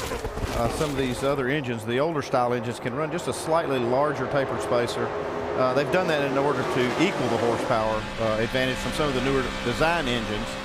Kyle making the statement there that maybe it went too far. It's hard to say that whenever your cars are running first and third with Toyota. Now that Joe, it's hard to get anybody to listen to you. Anyway. Yeah, you can say it all you want, right? So Brad Keselowski went from being on the outside of the front row for the double file restart to getting shuffled back single file Lone Ranger on the outside. A little 3-wide action for a minute in that second group. Trevor Bayne, 99. Ryan Newman, 1. Stenhouse in the 6. Steve Wallace in the 66. Yeah, Trevor Bayne doing a nice job making his way back up through the pack, up into the 13th, 14th spot, depending on which part of the track they're on. Yeah, they need to try to close the gap here. They need to try to get in line and catch that lead group. They're losing just a little bit of ground to them. That lead group will take care of itself here in a minute whenever they decide that they don't want Kyle Busch to lead anymore and they get side by side. There goes Keselowski falling back in line all the way back in 10th spot. Meantime, you mentioned Trevor Bayne, biggest mover in the race so far. Yeah, he actually missed the driver's meeting and had to start in the rear, so that put him back there. He had a reasonable qualifying effort, but Andy, they were excited about their car. Yeah, I talked to Jerry Baxter, the crew chief. They were excited about this car and how it's run, how they were excited about qualifying, and it ran well there. See, now they've lined up together, the one car, Ryan Newman and Trevor Bayne, try to catch that group ahead. Shannon? Guys, can you say momentum? Trevor Bayne absolutely has that on his side right now. He's coming off his career best finish last week of 5th. He's moved up 3 spots in the points in the last 5 races to 10th in the standings. But guys, he really considers this his debut at Daytona, despite the fact that it's his second start. He only had 6 laps in February. They're really looking for a good run for Trevor Bayne. Made a small adjustment on that last pit stop, but he's doing a great job out there. It's crazy up front right now. Look at these guys. I told you they'd take care of this. Yeah. Side by side racing here. Teammates. Yep. The Joe Gibbs Racing dynamic duo, Kyle Busch, Logano. And now you see Trevor Bayne and Ryan Newman have caught this group, just like we said. That's what Carl Edwards was telling me. You could see these cars moving around. I was asking him about bump draft, and he said because the cars move around so much, he said he needed like a honing device to get in onto the back bumper to bump draft somebody because of so much movement. Right there, look at that. Logano just getting sideways again. And this is on the straightaway. Yeah, don't think these guys don't know exactly what they're doing in these things by doing that. Oh, that's right. They'll be using these moves come like the last 10 laps. Before. Yes. It's funny, I was talking to Mike Wallace this morning, and he said, you know what's the most puzzling thing about these Daytona and Talladega races? Why we always wreck on the straightaway. Whoa, who's that getting cut out of the herd? Like it's Carl Edwards saying, I've had enough, guys. Y'all can go. I'll get back here and ride a little while. That's okay. Carl's going below the line. That's okay to get out of the way. He's not advancing his position. That's the key thing there. Yeah, if you're going backwards, that's okay. Yeah. They don't penalize you for that. Now the question is, what exactly is going on there? Look at the cars going by that 60. That looks like something's wrong with that race car. Boyer goes to the lead. Logano's sliding back a little bit too. Yeah, Logano could only hold his breath for a lap. Yeah, remember Keselowski had fallen back? Here he is up to 3rd. Fast race car he's got. On the outside, creeping into the picture. Red numbers on the roof. Jason Leffler, while up front, here's Keselowski. What did I just say? He was back to 10th or 11th in line? Yeah. And I guess I was kind of stating the obvious since he won the pole, but it is a fast car that whenever he gets it headed in the right direction, it looks like it might take him on new tires a couple of laps to get the handling the way that he wants. Tell you, you can see that car up on the top, right in front of Junior. Looks like it's the 11 car. No, that's a 38. I can't tell you. You got to be able to see the numbers. They have the same sponsor, but Jason Leffler went way up the track. Solid run for that 38 so far. He started back in 20th. I'm telling you, he is right up on that wall, though. And look at the wheels inside the fender wells, how up and down they're going and how rough the track is there. Yeah, it's extremely rough. It's a fast way because you can keep a lot of momentum up there, and you're not abusing the tires as much by running that high line, but you've got to have some help. Racing for 10th spot with Dale Earnhardt Jr. Jr.'s going to get through there. Steve Wallace racing for 11th up front, shaking out single file a little bit. Clint Boyer, the defending winner of this race, is out in front. It's been exciting so far.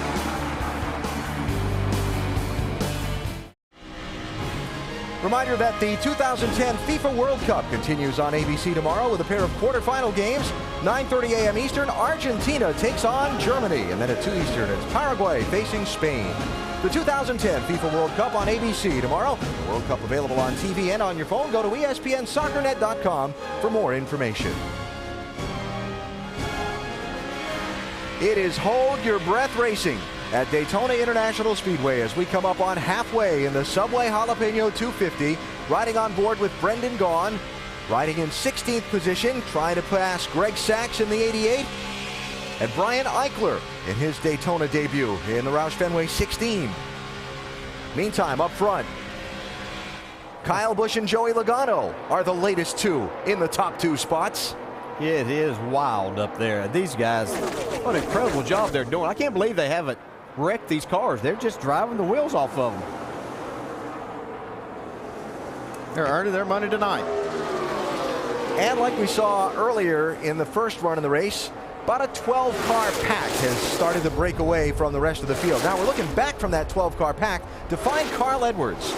And if you want to find Carl, you got to go all the way back right now to 21st position to come up with him.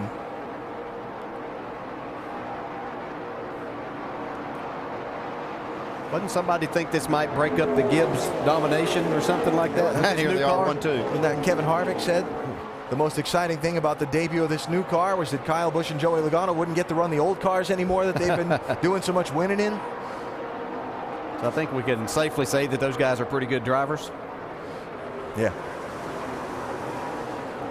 Look at Michael Annett. Just after this group goes by, there's Michael Annett in the 15. He's making his way back up into the, he's right now in the 15th place. All right, so all the way back to Carl Edwards. And the moment we saw kind of 9 laps ago now, where Carl was running in 7th spot and kind of bailed out going down from the start-finish line toward turn 1. He's running behind Parker Kligerman now. And again, Edwards in 21st position.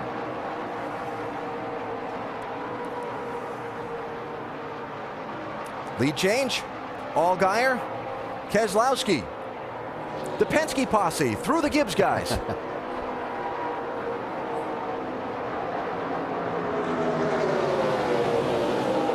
Justin Allgaier doing a nice job getting himself back up there at the front of this pack. This young man doesn't have a ton of experience here at Daytona, but seems to have learned more and more about the draft every time he's been here. Mike?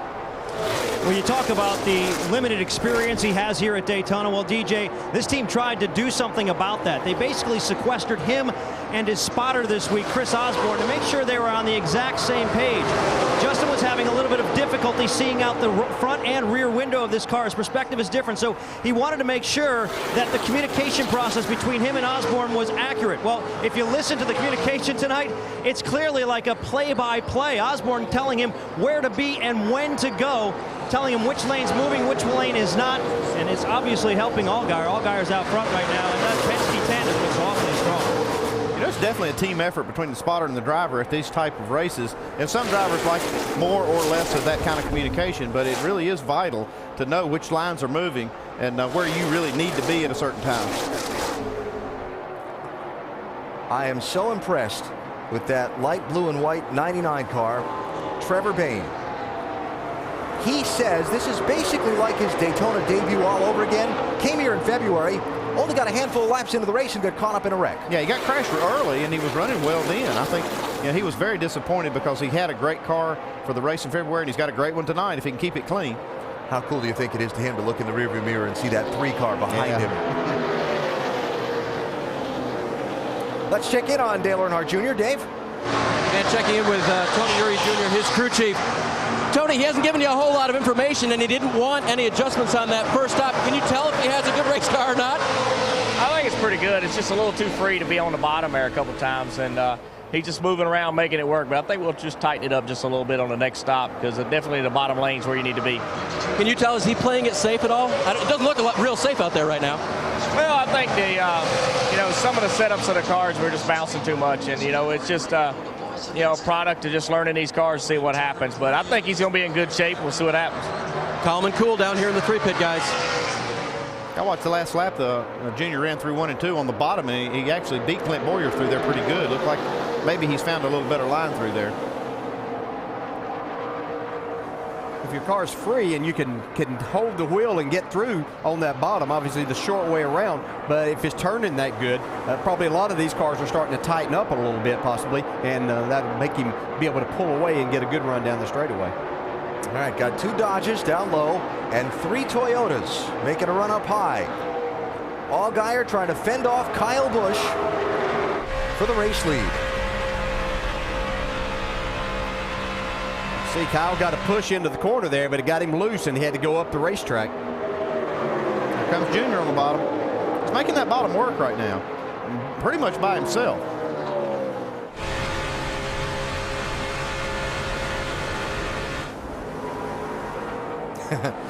Hey, Trevor, that 3 car's not behind you anymore. And I think that with a free race car like that, you can run kind of by yourself. It's whenever you get someone tucked up on your rear bumper that makes it difficult to drive, and that's when we've seen him have to come out of the gas. You see that time through there, he was able to pull past that 99 car now and get clear. We are just past halfway in the Subway Jalapeno 250 at Daytona. Justin Allgaier is the race leader right now.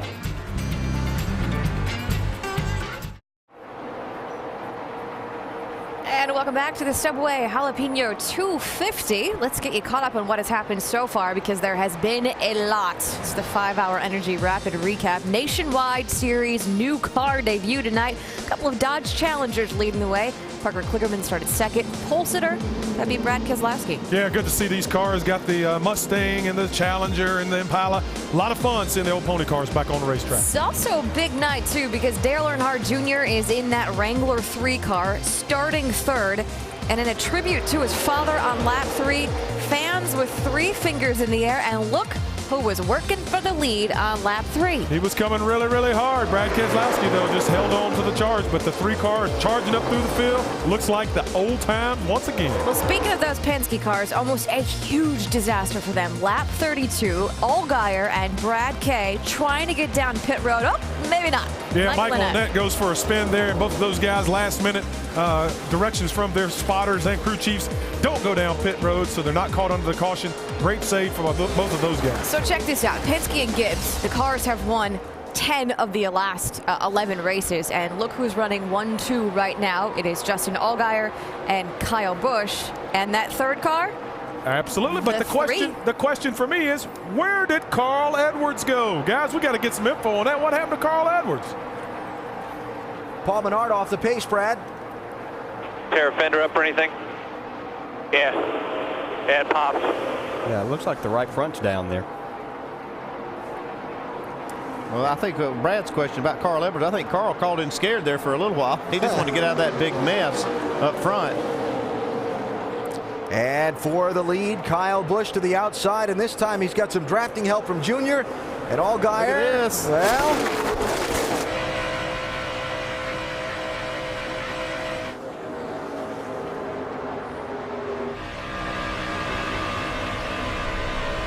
guess Junior didn't want to run that very high lane around the top of the track. Well, once you push the guy out there and send him on, then you've got no help there yourself. Junior wasn't getting pushed from behind, and so that kind of left him sitting.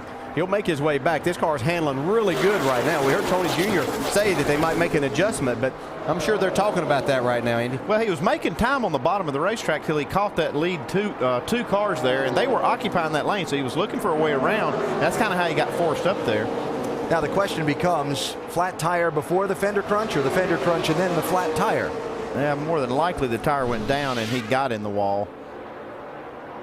See, he's up there, but that's still a good question. Yeah. I would say he probably did cut a tire down somehow.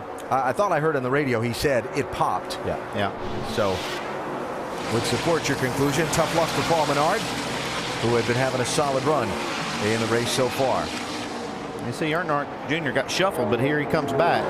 It's hard to hold a good handling car back when these cars get to this point and you get shuffled around. When you're starting to back off the gas, all the leaders are. It's hard to keep that good handling car down. Wow, coming. He scared it. I tell you, here comes that 3 car. He's going to be leading this race in a minute. Yeah, you can see he's just able to beat these guys through the corner so much, and that's because he's staying in the throttle so much more. This car's just handling good right now. If he gets just a little opening on the bottom of the track, he's going to take the lead from Kyle Busch. But you see Kyle just running right against that yellow line. I think if Junior's going to pass him, he's going to have to get back and get a run on him and probably go to the outside and pin Kyle down a little bit. And he may need a little bit of a push to make all of that happen.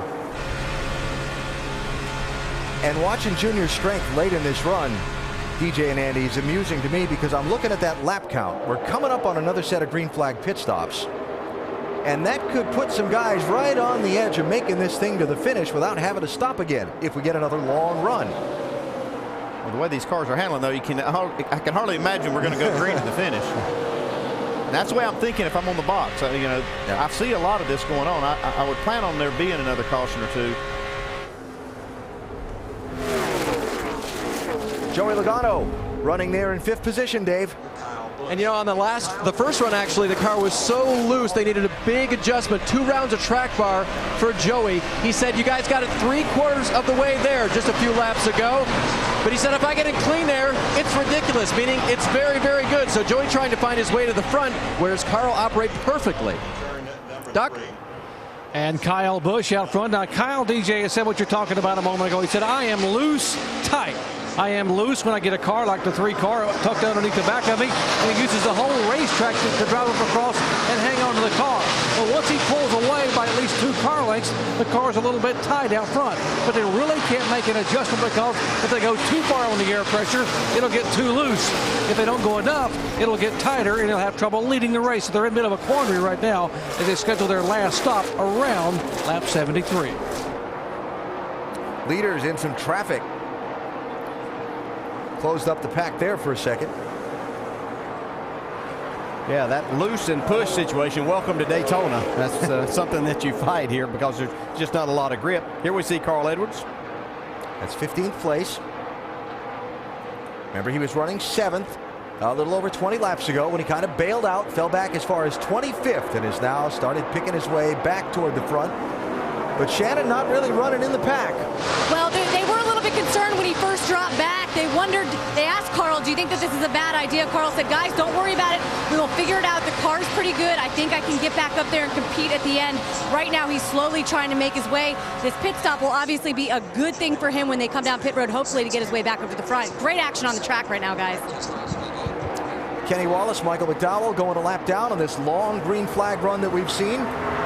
McDowell in the 81 is the 30th place car.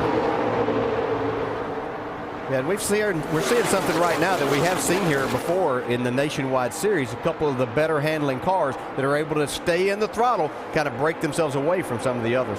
And Allgaier there in the 12 cars not let him get too far ahead of him.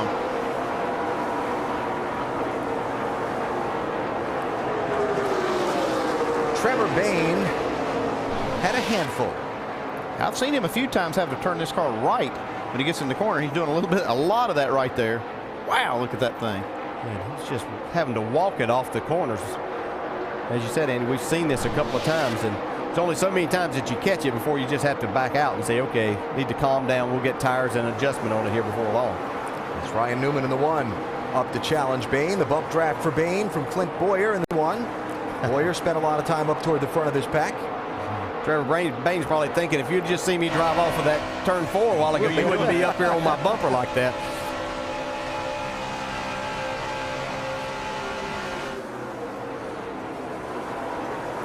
And from there, we look to the front of the pack. There's Kevin Harvick, 33. He's running in 5th position now. Harvick, one of the guys we think will be a factor at the end of this. And at the top of the stack, Kyle Busch, Dale Earnhardt Jr., Justin Allgaier, and Joey Logano as we close in on what could be the final pit stops.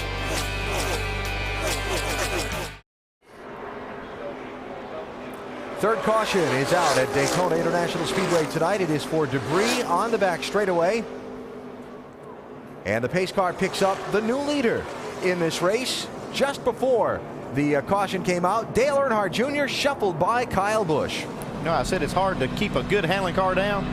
Right now, at this point of the run, right late, when the tires get hot, Junior's car is by far the best handling car. Makes this pass really look pretty easy. Yeah, you can see he had a push from the 12 right there as they got to the center of the tri-oval. He could feel that little bit of a push and just pulled to the outside of Kyle Busch and went on.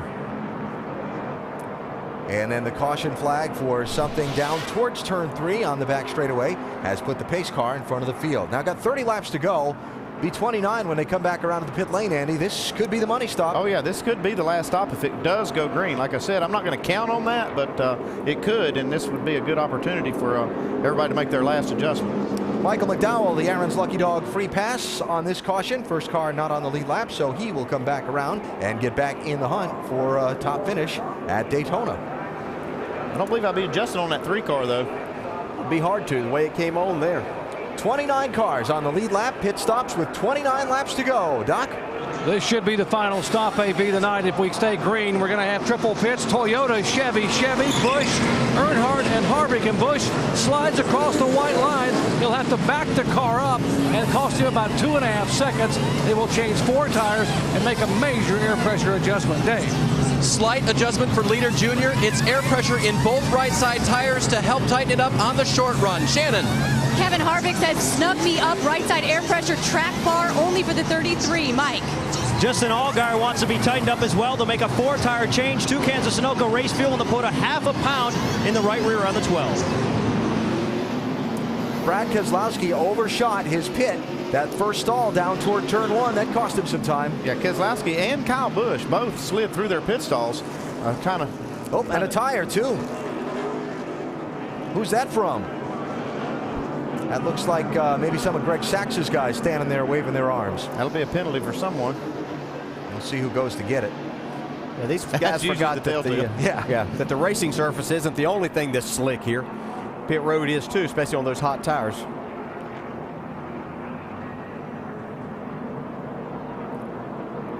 All right, so it was one of Greg Sachs's crew guys. So that'll cost the 88 car. I'll show you the championship leader, Brad Keselowski, the guy that started on the pole tonight. See, just actually underestimated the grip level there, or overestimated it. Yeah, you don't get points for parallel parking in this. Oh, same thing with Kyle Busch. Just no grip, and you don't. The brakes that they run on these cars aren't as good as like what you'd have on an intermediate track and everything. So it takes some adjusting to get used to it. And of course, they're wanting to get in there as quickly as they can, but not any grip to be had.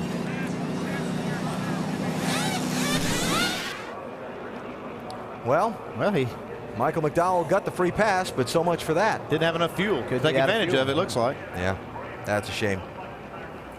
Needing to get a little help to get back into the pit area and make what should be his final pit stop. So as they cross the stripe and the scoring resets, Earnhardt Jr. winning the race off of pit road. Kyle Busch is going to come out 5th in line. Carl Edwards is up to 6th. And Brad Keselowski is down in 13th spot by sliding through his pit stall. 28 laps to go. Cleaning up from the 3rd caution of the race. The scramble to the finish at Daytona coming up.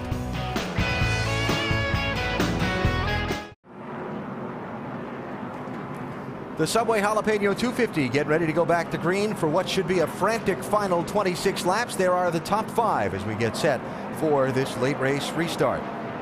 Greg Sachs has got a doubleheader of penalties coming off this last set of pit stops. See right here, he gets on the brakes as they come down to the pit road entrance. Now he catches that cone. Easy. He's got the cone.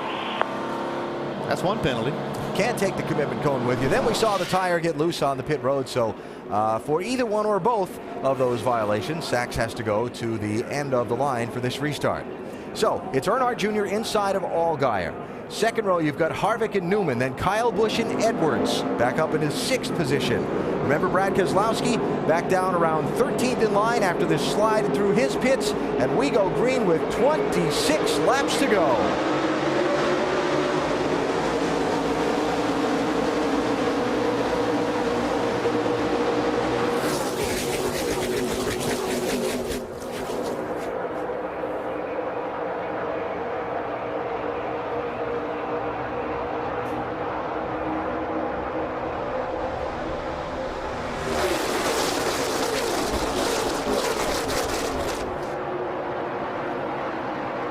I don't know what it is about these late laps at Daytona, but you just feel the intensity build when they wave that green feel flag. It right there, for sure. It's like, yep, it's getting ready to get business is picking up right here now. We still have 25 laps to go when they get back here, but these guys are going to be fighting for every spot now. Not much, a lot of taking, not much giving here. They'll be going for the little small holes now. They won't be waiting on a big one to open up. See Carl Edwards, he backed out of it earlier when it got really hot up front. He won't do it now. He'll have to go. He ducked out from behind Ryan Newman. The one car sliding back with no drafting help. Now Newman ducks in the line behind Edwards. Now we got a single file line back through 10 cars. Got to admit, didn't see that coming.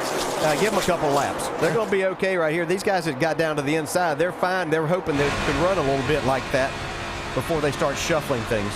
See the front bumper on Kevin Harvick's car already worn out. Sparks flying off for the 3 car.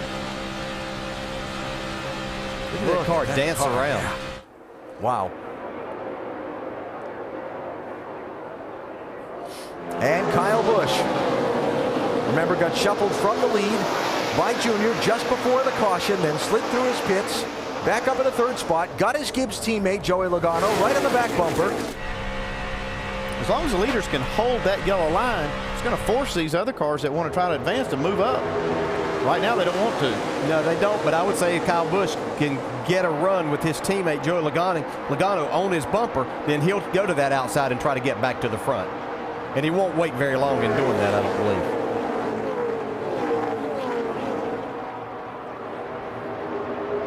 believe. Cagey Kevin Harvick. Talked earlier today about not feeling his car had the flat-out speed for a pole contending qualifying run. He was right, thought they had the handle for the race.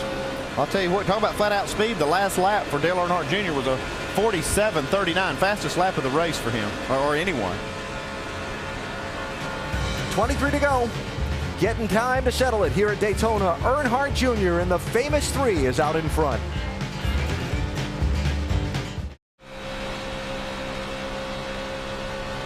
Don't forget, tomorrow morning, NASCAR Now on ESPN2 at 10 a.m. Eastern Time to get you ready for the Sprint Cup race from here in Daytona. And on Sunday, the Eyes on IndyCar Series on the historic road course at Watkins Glen. That's on ADC at 3:30 Eastern Time. From here in Daytona, this NASCAR Nationwide Series moves on to Chicagoland. That's next Friday night, 7:30 Eastern on ESPN. Hope you'll be with us for that. We are in for a great finish tonight here in Daytona. Dale Earnhardt Jr. leading Kevin Harvick, Kyle Busch, Joey Logano, Clint Boyer, and a host of others with 19 laps to go. The ones that pique my interest the most are the 2 Penske cars that have gotten together on the racetrack now, 22 and 12. Remember, they started on the front row, Allgaier in the 12, Keselowski in the 22.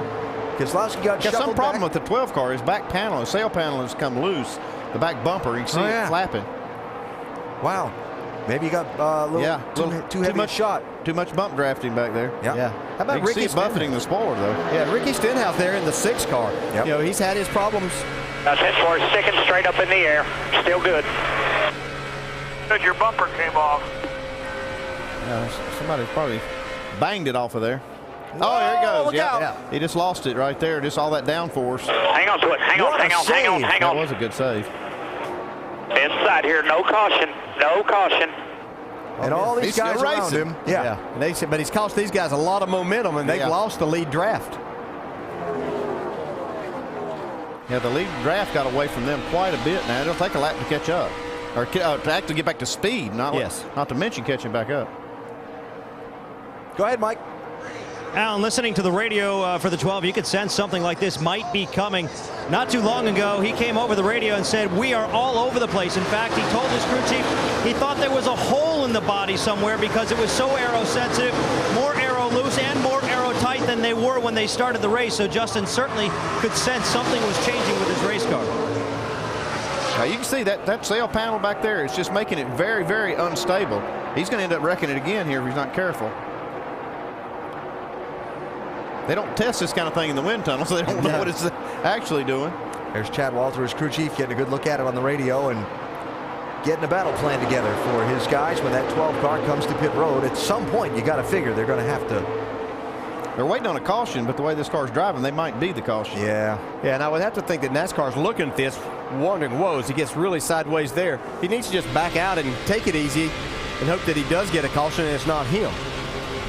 What that is crazy loose. Yeah, 10 forward. You can't afford to get on the bottom here. Just pedal it nice and easy. What that half spin did, as you were talking about, was break the front 7 cars away from the majority of the pack. And that really changes the dynamic of the end of this race for all those guys trying to run for the win. So Allgaier are hanging on, as you said, hoping for the caution and hoping not to be the caution. Junior, Harvick, Busch, and Logano, front 4, trying to break away.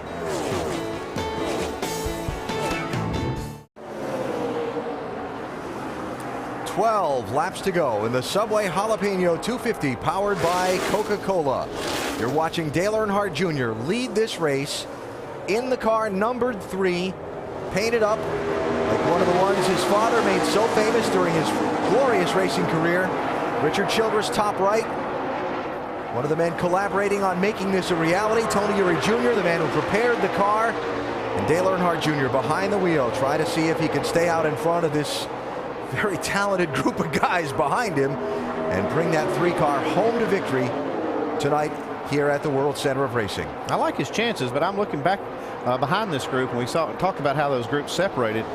Brad Keselowski's leading this second group back up through there. Been, the last few laps about a half a second faster than Junior. So they're going to get there, it looks like. Yeah, and they're going to get a chance too, because at some point in time, the 18 and the 20 are going to try to get by. Kevin Harvick's going to also probably try to get out and try to do what he can to win this race. So that's going to allow them, once these guys get side by side.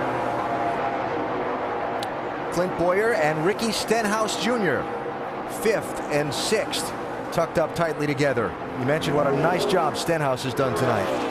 He really has. He qualified well. He drove his car smart through the first part of this race, and now he's got himself up here with a chance to get a top 5 finish. We've documented the troubles that he's had, but this is a great night for him. One thing you got to do too is give him credit for knowing how he needed this car to handle and getting it set up for the race and having a good handling race car, because that's what's kept him up there. Doc? Exactly, Andy. They made major adjustments on that first stop with track bar and wedge and air pressure. But he told him, he said the car is now good in, a little bit free coming off, and they said just drive it and be comfortable. He told me before the race that his run at Loudon last week had given him so much confidence, and that's what made the difference in qualifying today when he qualified 6th and now trying to hang on and maybe, just maybe, get his first top 5 finish of 2010. Doc, interestingly enough, in a news conference earlier today here at the Speedway, NASCAR Chairman and CEO Brian France said that changes may be coming to this nationwide series to ensure that seats remain available for young drivers and new teams like Stenhouse, a young talent trying to build his way up the racing ladder. It's always a balance, though, between having all these Cup stars and great race car drivers in the series for the young guys to learn from and having enough available seats. Jeremy Clements has been coasting on the apron. It looks like he's going to make it back around to pit road. Yeah, he is it. That's him there rolling in. So we stay under the green flag. 29 cars on the lead lap, 9 laps to go, Dave. And Alan, when you think about the paint scheme on this 3-car and why Junior chose it with the entities that all agreed to doing this over all the others he had the options on, it's interesting to hear his answer on that. We talked to him in qualifying today. He was a little bit jealous when Martin Truex got to use it in 2004 on his way to his first of 2 nationwide championships. It was his favorite paint scheme that his dad ran growing up. And even recently, he's used it to design his own cars when he races online. He said, I wanted to make sure that if I ran this 3 one last time, that it was going to be in this paint scheme, the one that was my favorite whenever my dad drove it. Running this car tonight, the collaboration between Teresa Earnhardt, Richard Childress, and Dale Earnhardt Jr. And right now, I can tell you, just from watching the fans on the property earlier today, there are a lot of Wrangler yellow and blue 3 shirts in this grandstand. If he's able to hold off this snarling pack of drivers, it's going to be an awfully loud ovation. Yeah, you see, it's just a 4-car pack right there, but now Keselowski has got up to Stenhouse, and he's been catching this group 3, 4, 5 tenths a lap. I think he's going to get right to them it looks like at the end of the race. Yeah, Ricky Stenhouse did a nice job there. He saw the 22 coming. He pulled out to get around the 21 and used Brad Keselowski's push to get himself up in the 5th spot. And they do continue to catch this lead group. Of Brad Keselowski's victories this year, 2 of them have come on last lap passes. One of those at what many consider to be the sister track to this Daytona Speedway, Talladega. Well, they're going to have a lot of momentum coming right here about the right time. They're going to have to find something to do with it now. They need to be making plans because they are going to have, a few miles an hour faster than the leaders are running. Yeah, the only problem that Brad's going to have is he has nobody pushing him right there. So he's going to have to make a decision when he gets up there. Is he going to continue to follow this 6, even though he doesn't have a lot of experience here, or is he going to try to do something on his own? Can I answer that? Yeah. No, he's not going to keep following him. 6 laps to go. Yeah, they were about 4 tenths of a second faster once again. Those 2 cars catching this group of 4. Okay, it's gone. Brad Keselowski is a fast race car. Mike? Guys, when you look at Brad Keselowski's resume, a couple of things that stand out, and that would be his Cup Series win at Talladega and, of course, the Nationwide Series win there earlier this year. Obviously, this style of racing suits him. So I had a conversation with his crew chief, Paul Wolf, this weekend. He said part of it's instinctual, but part of it is the fact that he works at it so hard. He studies videotapes. He knows exactly where he wants to be. He puts himself in simulated situations so that he knows where he wants to be at this stage of the race. He studies this style of racing, and the homework could be paying off. He's running toward the front, but only a few laps to go, guys. And behind them, Ryan Newman and Carl Edwards hooked up. Yeah. These fans are standing. They're excited for Junior. They see this 6 and the 22 coming. Did you see his hands working the wheel there? He had his hands full. Lap ago, we heard on it was Kyle Busch's radio. Here we go. Here goes Keselowski now around Stenhouse. Kyle had something on the grill, apparently. We heard from his spotter saying, okay, it's gone. That was that move we saw out of traffic. And Paul Menard again. Now another right front tire down on this 98 car. Still under green. Not anymore. Caution's out for debris from the 98 car with 5, now 4 laps to go. Oh, my. Oh, my. Well, you had to know when you saw that tire that there was going to be debris. Oh, yeah, it's everywhere. Yeah. Yeah, no choice but to throw the yellow right there. And there it went. Man, you can see that tire pop. Same spot on the racetrack, too.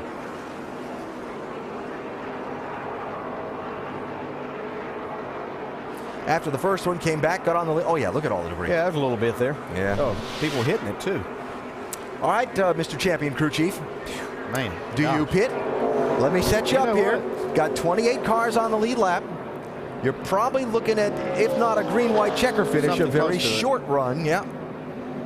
Oh, my goodness. Let me tell you, Andy, before you answer, that I did see a crew chief yesterday and was talking to him. He said that even with 5 laps to go, that tires were going to be so important with these cars, with the way they drive, that they were going to have to come get tires. Yeah, and you see all the debris, too. That's going to probably make my decision to come get the 4 tires. If I was on the fence after driving through all this debris field, I would really want tires, but man, that's such a tough decision. And so I'm figuring that with the amount of time it's going to take to clean up all that debris, we are probably looking at a green-white checker. Yes, more than likely. The thing is, I'm looking at the lap times, and they were still running, very fast lap times, which tells me they were on the throttle pretty good. So it'll be tough. And I would say you'll see some cars stay out right here, but you're going to see some pit stops as well. Again, 28 cars on the lead lap. Here comes the field. Pit road is open. Now we find out. And Harvick looks. Kyle Busch Kyle Busch comes. takes it and brings a bunch of cars with him. Yes.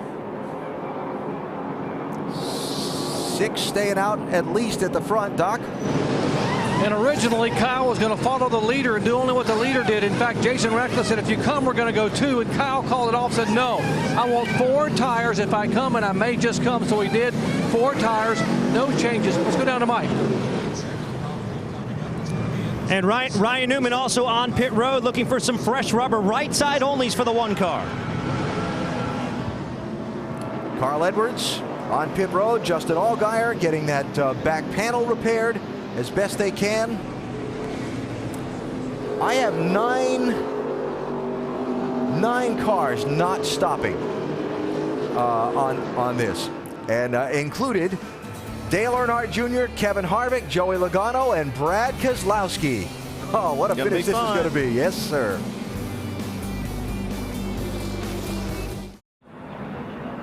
Setting up for a green-white checker finish to the Subway Jalapeno 250. You're looking at the top 5 as they run. None of those drivers pitted under this late caution flag. The yellow does give Tony Raines the Aaron's Lucky Dog free pass. He was the first driver a lap down, and he'll rejoin the fray. Tony in 27th position and now on the lead lap. In-race reporter Kevin Harvick's one of the guys who decided not to pit, DJ. Kevin Harvick, Dale Jarrett, do you have a copy? Forward down. Well, we're towards the end of this race. First impressions of the new car. It's been a heck of a race. They are fun to drive. They're definitely not easy to drive, but I think that's what makes it fun. It's been a fun race to be a part of so far, and hopefully we can have a good finish here. Well, now you're following that blue and yellow number 3. Are you just kind of playing a cat and mouse game with him? Do you know when you're going to try to make your move? Really like to see a Chevrolet win, whether it's us or the 21 or the 3. But we're going to get split up right here on this restart, so we'll see what happens. Okay, Kevin, good luck. Guys. I say whatever plan he had for making that move changed when that yellow flew. 1 lap to go. We just heard from Kevin Harvick, who did not pit under the yellow. Let's hear from Kyle Busch's team. They called him in from 3rd, Doc. Yeah, Jason Ratcliffe, you left it up to your driver to stay out or come in. He chose to pit. Why? I think for several reasons. You could see it. Everybody was just lined up. You had what you had. And, without the track position, I think he felt like he needed a little bit of an advantage, and tires would give him that if he's going to win it. Otherwise, we were just going to be stuck there with the top 5 maybe. So I think it's a good call. We could get multiple, green-white checkers right here. And if we do, I think he's going to, look like a hero. And tires are worth a lot. I mean, the rest of these other guys have over 20 laps on their tires. So it's going to be exciting. All right, Kyle Busch rolling the dice. Dave. The 3 cars stayed out. Pros and cons in that. Tony Eury Jr., what were the pros for staying out? I mean, you got track position here, 2 laps to go. The thing you got to do really is make it back around here to the white, and if something happens, it's over. So, our car's been better on the long run than it has on the short run. So, we just took the track position. We'll see if he can hang him off and see what we can do. Good on those old tires. And Junior did request to the 20 team, have Joey push me really well, but don't spin me out. Yeah. All right, so to reset it for you, the top 8 drivers did not pit for tires. You're looking back through that at the top of the screen. Sorensen's dropping back, pitted too soon.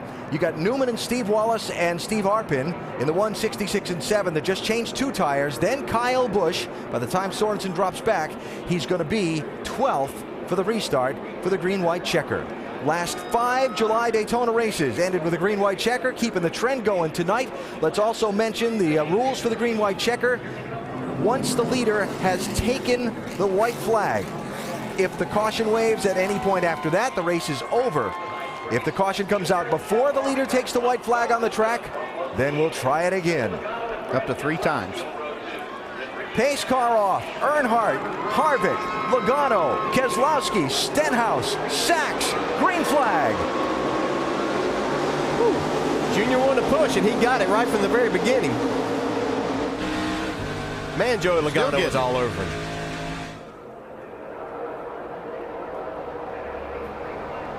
Here comes Harvick and Keselowski back on the outside, though. Brendan Gaughan bobbing into the outside lane, coming into the picture. 62 car with a push from Clint Boyer.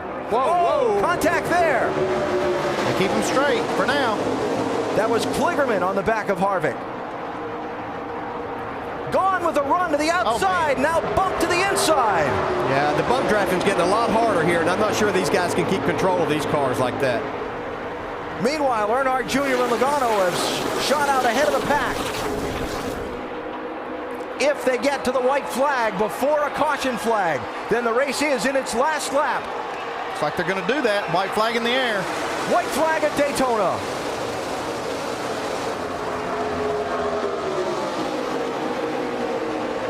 Stenhouse in the mix in the 6 car. If those front two get side by side, that could open the door for Stenhouse in that 6. He's had a great run all night. Kyle Busch still bottled up back in traffic. He's 11th. It's like Logano might be waiting until turn 4 here. He's getting a run right now. Stenhouse pushing.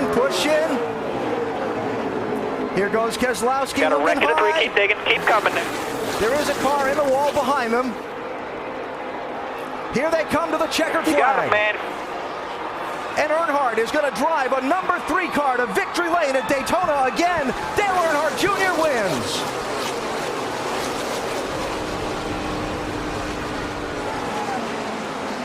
Well, but damn. Good job, guys. I'll tell you again, thanks 88 crew for the pit stop. Tony Jr., I appreciate your work, man. I love winning races with you, buddy. Incredible. I don't know if it's you guys, but that's chills good work, right TJ. there. You did a good job. You guys built a hell of a race car.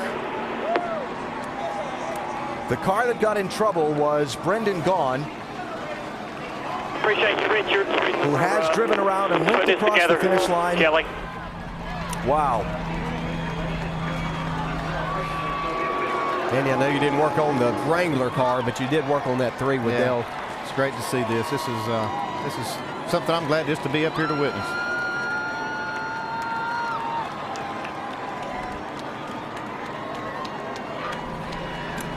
The emotion from Tony Eury Jr. after his car took the checkered flag. Mike?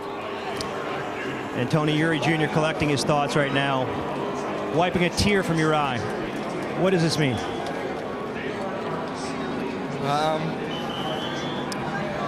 Man, you know, we lost everything here, and to come back with that number and do this, that means everything.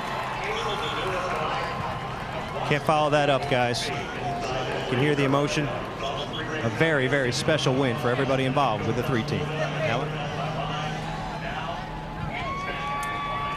Well, I'll tell you what, we have all, I think if you followed racing for a long time, you experienced the highs and the lows revolving around this whole story with Dale Earnhardt in Daytona.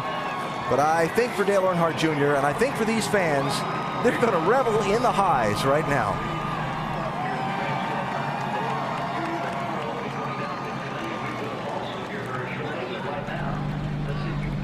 This is something Junior needed too. He did, and I'm sure he's taking this time just to kind of collect his thoughts a little bit too. Compose himself. You know, he applied the pressure to himself by wanting to do this, and then went out and took all the energy from everything there and drove this car to victory tonight. Incredible. Watching the fans' reaction, soaking it all in.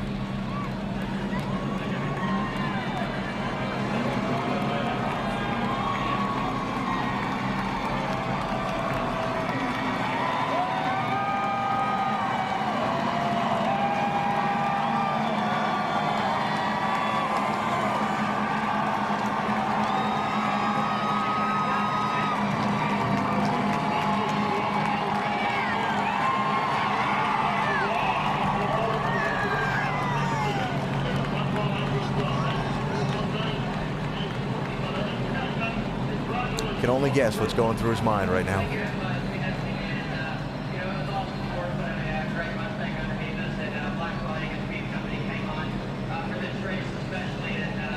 I'm sure there are a lot of things, and you know, if a lot of talk about whether the 3 should be run and shouldn't, and if there was anybody deserving to do it, it was certainly Dale Earnhardt Jr. and his father would be extremely proud in a lot of ways. He picked the paint job. He told us on NASCAR Countdown earlier that this would probably be the only time he would run this number and not do it again in the future. And he has certainly gotten the most from it tonight. Now going down for the spoiler angle check before he makes his way toward Daytona's victory lane.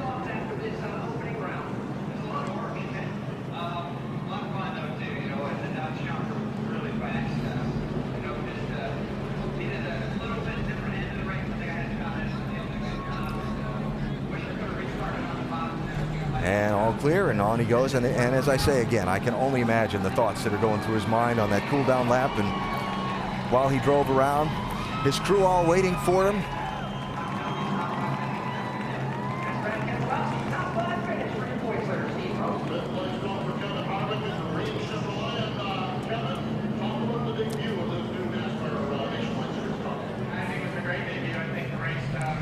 And the drive into victory lane for Dale Earnhardt Jr. right now. We'll talk to him and find out what those thoughts are in just a minute. Earnhardt wins at Daytona.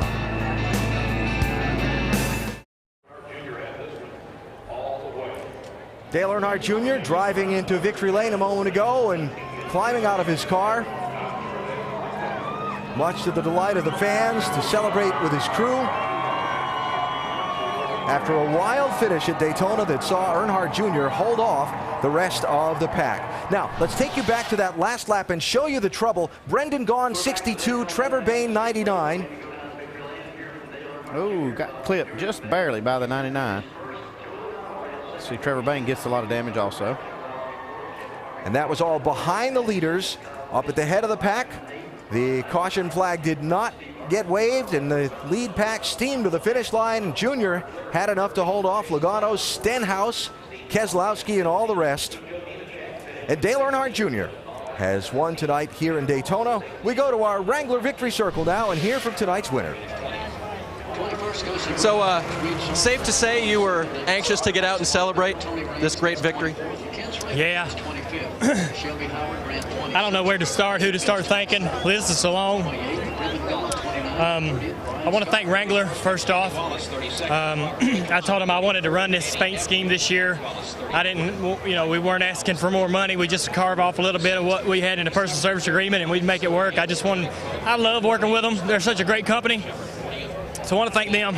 I want to thank, in no uncertain order,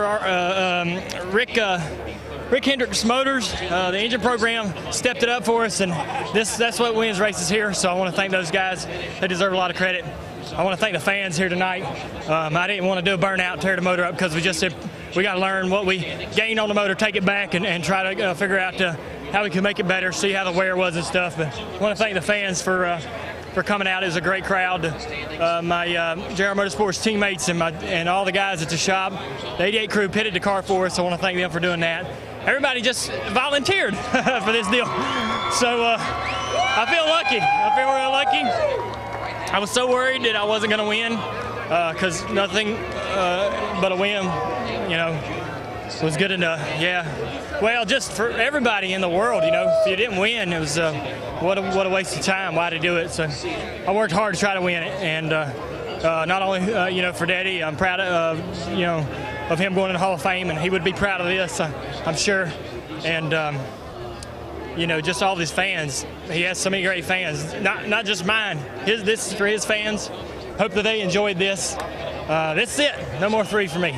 We'll win, and this will be it. That's it. You drove up by the wall. You looked into the eyes of a lot of them. What'd you see up there? Oh, I don't know, man.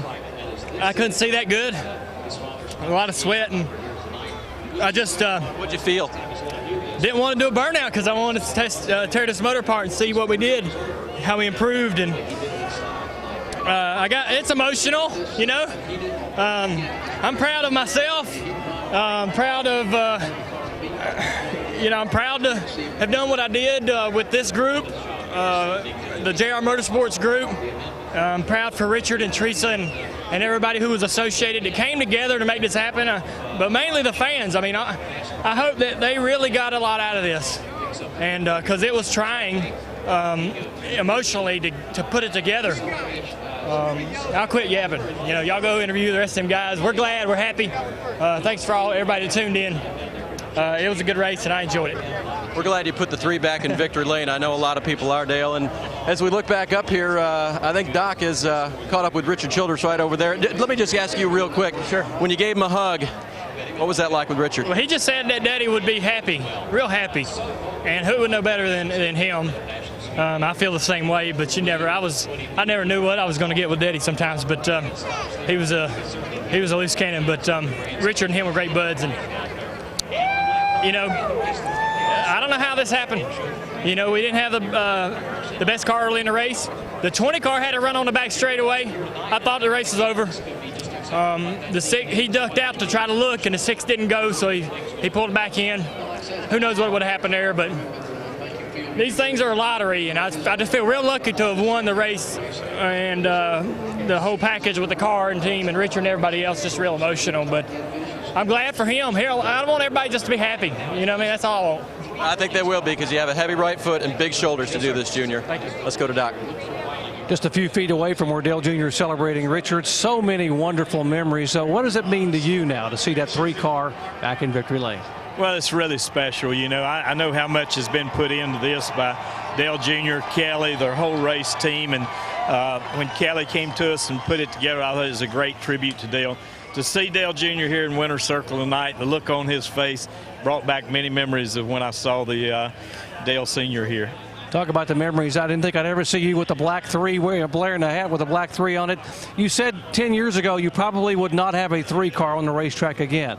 You brought it tonight, and what did you think when you saw that car go to the top of the board like the old days? Well, when you see the 3 up on the board at Daytona, it brought back a lot of memories.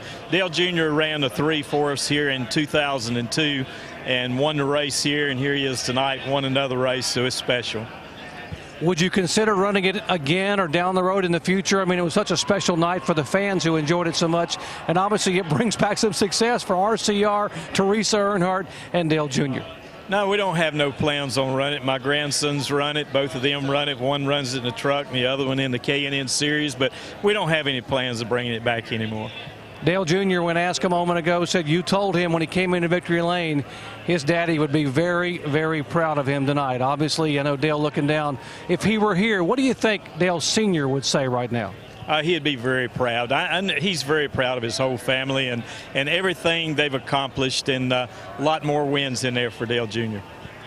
Richard Childress, championships, wins at Daytona. He was a part of this whole process along with Teresa Earnhardt, Kelly Earnhardt, and Dale Earnhardt Jr. Bringing back some wonderful memories, Alan, and bringing back the colors and the victory for Earnhardt here at Daytona. A great night here at Daytona, Doc. You heard Dale Earnhardt Jr.'s words a minute ago. Winning was everything tonight. And he got to the checkered flag first in that number 3 car at Daytona.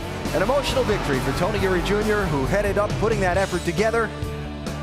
And the fans leaving the Speedway so very happy tonight as the sport's most popular driver has driven the number made famous by his father to Daytona's victory lane. Subway Jalapeno 250 at Daytona is brought to you by Subway Restaurants. Subway, race hard, eat fresh. Touch of Gray gets rid of some gray, never all. And Comfort Inn. After a long day of vacation, relax with Comfort Inn. Well, it was quite the project to take on for Dale Earnhardt Jr., Teresa Earnhardt, and Richard Childress to collaborate on fielding a number 3 car to honor Dale Sr.'s induction into the NASCAR Hall of Fame this year. Jr. chose to do it in a paint scheme reminiscent of when his dad left Rod Osterlund and first teamed up with Richard Childress. The weekend, one of extreme focus for Jr. The fan salute on lap 3 when he tried to take the lead. Well, he had the lead when it counted most, and car number 3 went to victory lane tonight. And a special moment for Earnhardt Jr. and Richard Childress tonight as they have won here at Daytona. Talked about just before the start of the race how when you look at the record books, the first 2 lines in the Nationwide Series rundown at Daytona are Earnhardt and Earnhardt. Well, Jr. gained another one on his dad in the win column. He's closing on him.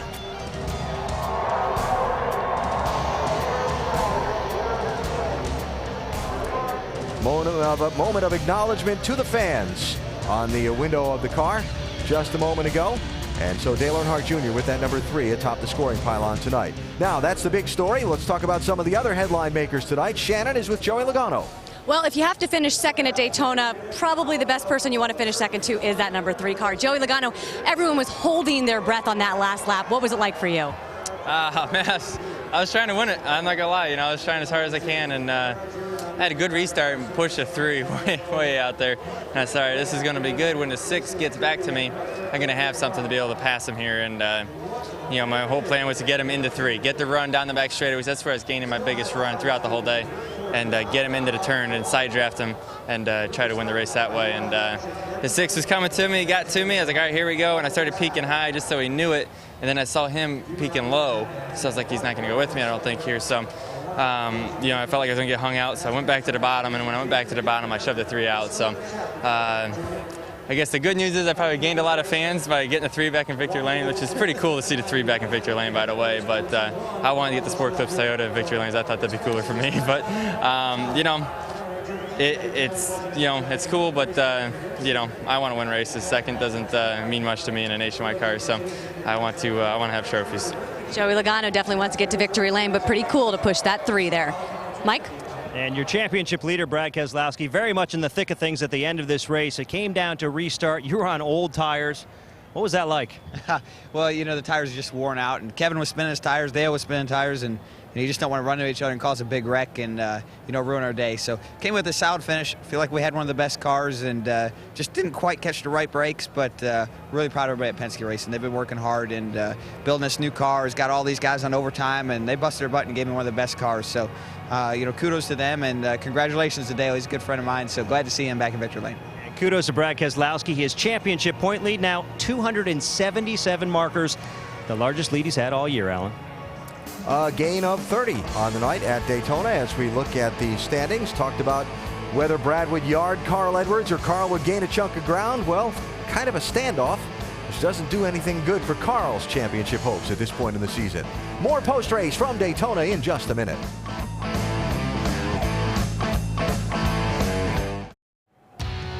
Well, after an exciting night at Daytona, we go to Chicagoland Speedway as the NASCAR Nationwide Series rolls on through the summer months.